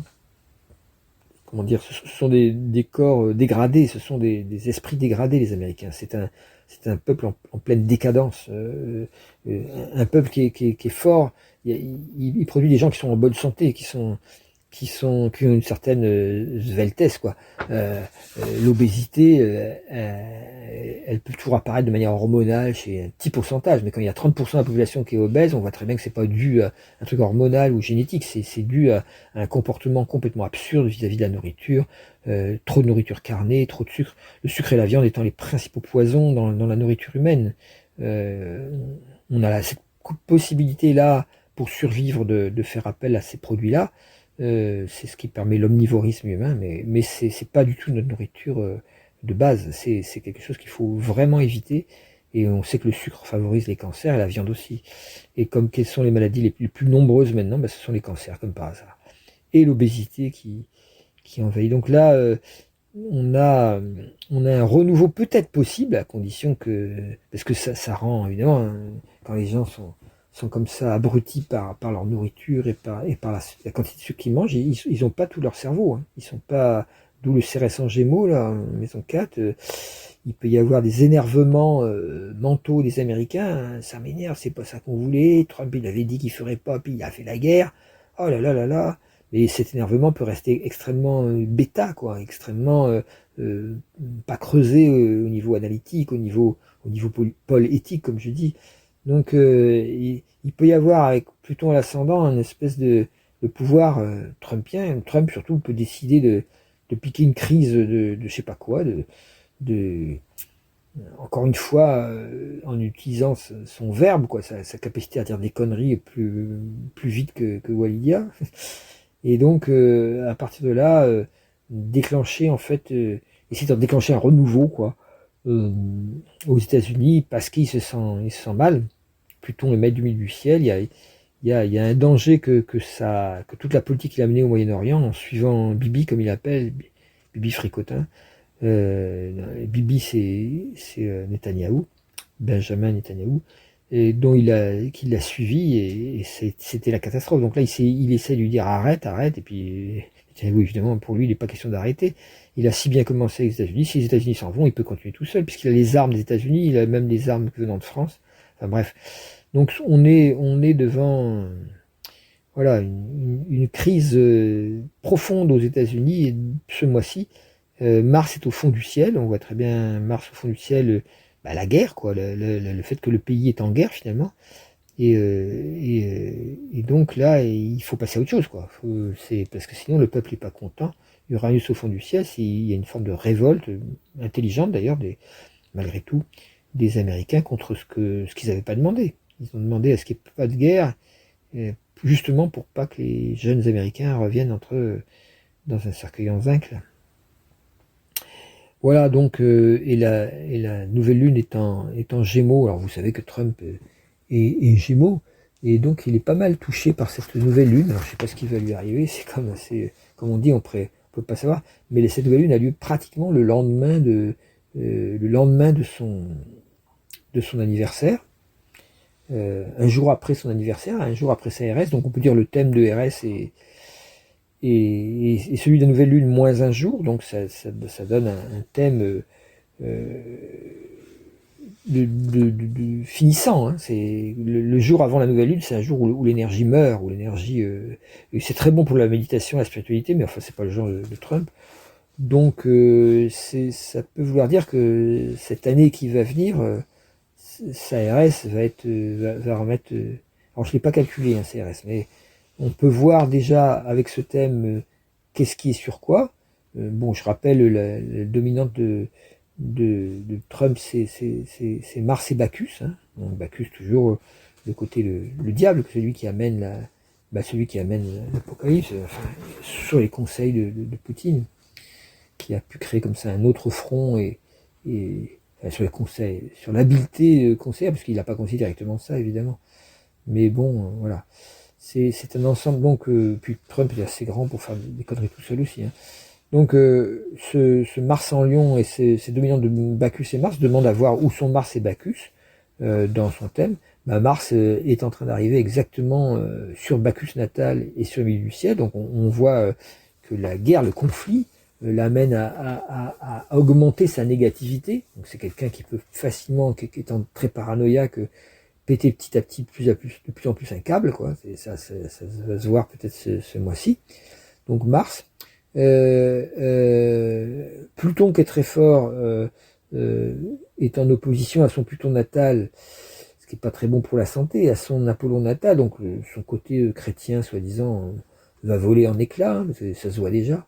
Le fait qu'il amène la guerre partout, c'est pas très le message du Christ, alors qu'il s'est fait embaucher, on va dire, en tant que président par les évangélistes. Et puis, si on regarde où donc le Soleil et la Lune, donc la nouvelle Lune, sont exactement sur son Soleil natal, donc ça c'est très notable, quoi. C'est donc on va encore entendre parler de lui, ça veut pas dire pas forcément bien, mais on va entendre parler de lui encore. Et puis Jupiter est pratiquement sur son Saturne-Vénus natal, qui sont fait un Cancer. Donc le côté nationaliste, là, America Great Again, tout le bazar, c'est son Saturne-Vénus en Cancer, hein, qui est sur je crois, le Jupiter des États-Unis, je crois me rappeler, non, sur le Mercure des États-Unis. Bon, ça parle bien aux Américains, tu leur dis, ouais, vous êtes Américains, vive l'Amérique, et l'Amérique est le plus fort, ils sont contents. Hein. C'est un peu con, mais pratiquement toutes les nations ont ce côté débile, nationaliste. Il n'y a que les Français l'ont un peu moins parce qu'ils ont inventé une nouvelle religion qui sont les droits de l'homme. Et du coup, ils ont vu la France non pas comme bleu, blanc, rouge, mais comme la nation qui libère l'individu en 1789, 1792. Et donc, cette identification à une nouvelle religion humaniste qui a été fort attaquée par le clergé catholique, évidemment, mais qui est complètement en accord finalement avec l'évolution du christianisme pour notre époque, hein, puisque le message du Christ est quand même un message aussi qui n'est pas que mystique, qui contient un message social aussi. Bon, voilà. Il y aurait beaucoup à dire là-dessus sur les pseudo-religions que sont le socialisme, le marxisme, enfin, ou même l'anarchisme. Qui vont nier évidemment être des religions, mais qui, d'un point de vue astrologique, ce sont des religions, puisque c'est quelque chose qui nous fait espérer, croire, et qui nous permet d'avoir confiance en la vie, parce qu'on espère quelque chose d'elle, quoi. Jusqu'à ce qu'on s'aperçoive que le sens de la vie est beaucoup plus profond que ce qu'on croyait, c'est pas une idéologie, ni quoi que ce soit, mais bon, en attendant ça fait du bien de croire que ça va aller mieux demain, grâce à, je sais pas quoi, grâce à Mélenchon, grâce à Marine Le Pen, c'est toutes les pseudo-religions de notre époque qui sont des religions politiques, quoi. Voilà, donc voilà où j'en étais. Donc ce Jupiter en Cancer là, qui est vraiment presque carrément sur son Vénus, fait que bon bah il va encore jouer de ce nationalisme et de cette espèce d'attachement aux intérêts de l'Amérique qu'il prétend représenter. Ça va encore jouer. Voilà, donc ça c'est un peu un résumé de ce qu'on peut voir. l'Uranus en Gémeaux rentre à nouveau dans l'Uranus, il rentre en Gémeaux, je veux dire, avec Sedna, et il est rentré dans son signe natal parce que Donald Trump a Uranus en Gémeaux, d'où son habileté médiatique, son côté chat, son côté fake news, tout ça, puisqu'il a Uranus conjoint Orcus, donc la négativité du langage, quoi, est complètement aboutie chez lui comme un don naturel extraordinaire. Il a une Nord en Gémeaux également, c'est-à-dire il prend conscience de sa capacité sans cesse à pouvoir, par le langage, truquer les situations, dire ce qu'il pense de manière un peu... C'est un néo-réactionnaire, quoi. Et donc, si on regarde un petit peu ce qui est en Gémeaux, là, c'est pas mal Vulcain est dessus, ce qui veut dire que ça va être encore excité très fortement. Donc, on n'est pas sorti de la berge avec lui, mais l'ensemble des facteurs font qu'il y a...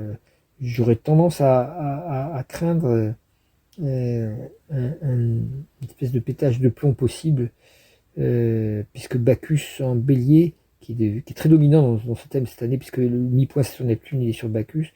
Ce Bacchus qui est très dominant dans ce thème, quand même, de manière cachée, tombe à peu près sur son Eris natal. Eris étant une planète de conflictualité, hein. Il aime la conflictualité, et la conjonction amour, amor, Eris, le fait qu'il aime la conflictualité, en maison 8, ça le casser les autres, les détruire ou faire semblant de détruire, il adore, ça lui prouve qu'il est très très fort. Donc, puisque c'est trigone à Pluton au pouvoir et trigone à Lune noire, donc c'est extrêmement négatif évidemment, et comme manière de se comporter, mais c'est ça qui est encore mis en valeur là. Et donc Saturne tombant là-dessus, c'est comme si les événements qui ont lieu vont l'obliger à jouer de cette habileté destructrice encore pour éloigner le vrai problème qui est c'est quelqu'un de totalement inapte à diriger un pays et qui est à la tête d'un pays, donc et qui est même à la tête du monde, puisque tout ce qu'il fait engendre des conséquences sur le monde entier.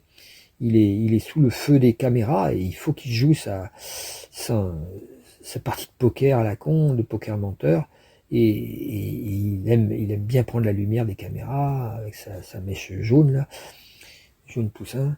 Et donc c'est cette espèce d'hubris, voilà, j'allais dire d'hubris démesuré, c'est un pléonasme, mais enfin d'hubris perpétuel, quoi, dans lequel il croit représenter une force extraordinaire, alors qu'il représente surtout une connerie monumentale, quoi, et qui fait connerie sur connerie, quoi. Donc ça ça va pas s'arrêter, quoi. C'est un peu ce qui est dommage dans ce thème, c'est cette le nœud nord par contre s'approche de plus en plus du descendant, donc le nœud sud de l'ascendant, ce qui fait karmiquement il va être obligé de sortir tout ce qui contient comme négativité.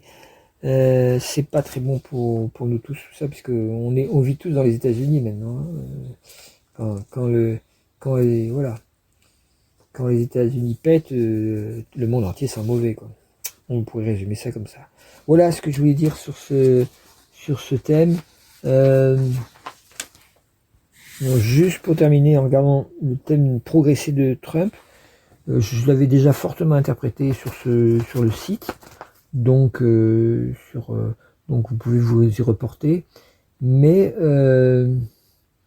il est intéressant de voir que la Lune a progressé depuis, puisqu'on est en 2026 désormais, qu'il a été élu le 5 novembre 2024, et elle est aux environs de sa Lune noire, donc qui est en maison 4. Tout ça s'approche également dans quelques mois après d'un trigone à Pluton qui est maître de la maison 4 aussi.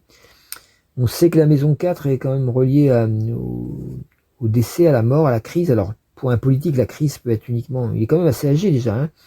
La politique peut être... pour un politique, je veux dire, ça peut être la fin de son rôle éminent, quoi. Ça peut être quelque chose qui meurt dans sa capacité à agir. C'est ce qui est arrivé à Macron, j'avais dit récemment, il y avait une mort politique qui avait eu lieu, et c'est ce qui a eu lieu. Plus personne n'arrive à croire ce qu'il raconte, plus personne ne peut accorder de crédit, et heureusement, il y a cette espèce de campagne électorale qui démarre, qui va diriger le projecteur ailleurs, parce que le pauvre Macron, il peut plus rien faire. Tout ce qu'il fait est nul et non avenu, et il essaye simplement de placer dans tous les pouvoirs, dans tous les bureaux, les administrations, les espèces d'institutions bureaucratiques, il essaye de placer ses pions, des gens qui lui sont fidèles, qui sélectionnent parmi les plus médiocres, comme lui, pour renouveler l'espoir que le néolibéralisme va sauver la Terre. Donc c'est exactement l'inverse. Voilà, le temps qu'ils le comprennent, voilà, on sera tous morts. Donc c'est comme ça. Donc par contre, la Lune sur la Lune noire, là, c'est un peu ce qui se passe, cet échec qu'il a en Iran, où il voulait en 2 coups de cuillère à peau, en 24 heures, comme il aime bien dire, régler le problème, et puis où il s'est retrouvé, il s'est cassé les dents joliment. Donc c'est pas très bien parce que ça a fait monter le nationalisme iranien. Il n'y a rien de tel qu'une guerre pour resserrer les rangs des gens autour de leurs dirigeants, ce qui est un peu dommage parce que si les dirigeants iraniens, c'est bien ce qu'il y a de pire, mais bon. Enfin bon, comme Poutine n'avait pas de leçon à donner à ce niveau-là, les médiocres qui attaquent les médiocres pour leur faire cesser leur médiocrité, ça n'a jamais vraiment marché. À part que ça crée le chaos et la guerre et des morts et des morts et des morts. Et des civils qui n'ont rien à voir là-dedans, qui se retrouvent pris. Voilà. Bon, et Gaza, ça continue, pareil. Voilà, donc voilà, j'avais envie de dire, cette lune, elle est pas évident. Mercure qui arrive sur Mars, on l'a vu, il s'est mis à faire la guerre, en progression. Et il n'y a pas d'autres éléments vraiment parlants, quoi. Mais il y a ce sens de l'histoire qui est très très fort, parce que le degré du milieu du ciel, quoi, est passé sur un degré extrêmement fort au niveau de ce que j'appelle l'apocalypse, quoi, c'est-à-dire l'idée qu'une nouvelle humanité doit naître et que l'action de Trump va vers une espèce de feu purificateur qui est pas du tout voulu par le Christ, hein, comme il le prétend, qui est voulu au contraire par les forces noires, mais feu purificateur, puisque c'est par les forces noires aussi que la conscience revient. Faut jamais oublier ça. Il n'y a pas le mal et les biens qui sont séparés. Ça, c'est la moraline, comme disait Nietzsche. En réalité, les épreuves, sans épreuve, point d'avancement, disait le père Antoine, qui était un grand éveillé, un grand saint. Et donc, effectivement, c'est quand il y a une épreuve qu'en fait, on peut voir enfin, à travers l'épreuve, ce qui marche pas. Ce qu'on croyait se révèle faux, quoi. Sinon, les gens continuent à croire. Hein. S'il n'y avait pas eu le nazisme, par exemple, les gens auraient continué à croire que tous les maux du monde venaient des juifs, quoi. Ce qui était la théorie le protocole des sages de Sion, qui était un faux fabriqué par les services secrets russes. La Russie étant un pays poisson, poissons et scorpions, ils ont vraiment une longue histoire de l'utilisation des fakes, de la manipulation mentale, de la torture psychologique. Enfin, ils savent faire des choses incroyables. Et c'est eux qui ont inventé le fameux protocole des sages de Sion, qui est évidemment complètement faux. Il suffit de le lire en se mettant à la place des gens qui auraient voulu écrire ça pour comprendre que c'est vraiment, voilà, c'est une invention d'extrême droite, quoi, complètement stupide. Mais je défends pas Israël en ce moment. Hein. Israël en ce moment, c'est vraiment quelque chose qu'il faut dénoncer, cette espèce de fascisme. Mais on ne peut pas dénoncer Israël en partant de l'antisémitisme stupide qui a été mis dans ces services secrets russes, puis ensuite dans le nazisme, et puis ensuite dans l'extrême droite française, tout ça. Voilà, tout ça ne rime à rien, quoi. C'est pas à partir de là, comme si un enfant juif serait par essence négatif parce qu'il est juif. Bon, c'est n'importe quoi. Et pourtant, c'est ce qui se passe à Gaza. Les Palestiniens sont les anciens juifs, hein, c'est les mêmes peuples qui étaient là, les sémites, les Palestiniens sont des sémites, donc l'antisémitisme, il est du côté de Netanyahou. Et il traite tout le monde d'antisémite en ce moment, mais c'est le pire antisémite de tous, c'est lui. Non seulement il tue des sémites, que sont les Palestiniens, femmes et enfants, un génocide qu'il essaye de faire, donc ce qui correspond bien à l'histoire du peuple juif, hein, qui a de grosses épreuves souvent. Donc là, étant donné que le peuple d'Israël il est composé d'arabes, de juifs, mais de juifs pas forcément orthodoxes, pas forcément pratiquants. Il y a des athées aussi. Les Palestiniens en font partie. D'après la création de l'État d'Israël par l'ONU, les Palestiniens devaient faire partie de cet État. Donc en fait, on a un État pour les sémites Et une partie des sémites, qui sont les juifs orthodoxes et d'extrême droite, essayent d'exterminer l'autre partie des sémites. On a une guerre civile entre sémites, quoi. Donc ça, c'est la première manière de faire l'antisémitisme, c'est-à-dire de tuer des sémites, et femmes et enfants. Et l'autre partie, c'est de persuader le monde entier que les juifs sont des salauds. Et c'est ce que fait Netanyahou. En France, la colère contre Gaza, on a vu la flottille de gens qui amenaient des secours humanitaires, médicaux et de la nourriture qui amenait en essayant de briser le blocus de Gaza pour dire arrêtez d'affamer un peuple en le faisant mourir de soif et de faim. Ce qui est un mouvement d'humanisme. Ils ont été carrément torturés par les soldats israéliens. Ils ont été mis face contre terre, certains ont été violés, d'autres se retrouvaient avec des os cassés tellement c'était violent, des coups de pied dans les côtes. Enfin, ils les ont traités comme des nazis traitaient les juifs, quoi. Donc on a vraiment, comme c'était des ressortissants de pays étrangers, ils n'ont pas pu, comme ils le font à les Palestiniens, les mettre en prison puis les condamner à mort. Mais ils auraient bien voulu, mais les pays, comme c'est des ressortissants français, suédois, etc., ils ont été rapatriés quand même chez eux, mais en ayant subi des tortures et des coups c'est inadmissible. De torturer des humanitaires ou des journalistes qui viennent faire leur travail, c'est complètement dingue. On a rarement atteint un état d'inhumanité à ce point-là. Et il faut que ce soit le peuple qui est censé défendre les innocents, les persécutés, puisque Jésus était juif, je rappelle, et l'essentiel de son message, c'est ça aussi.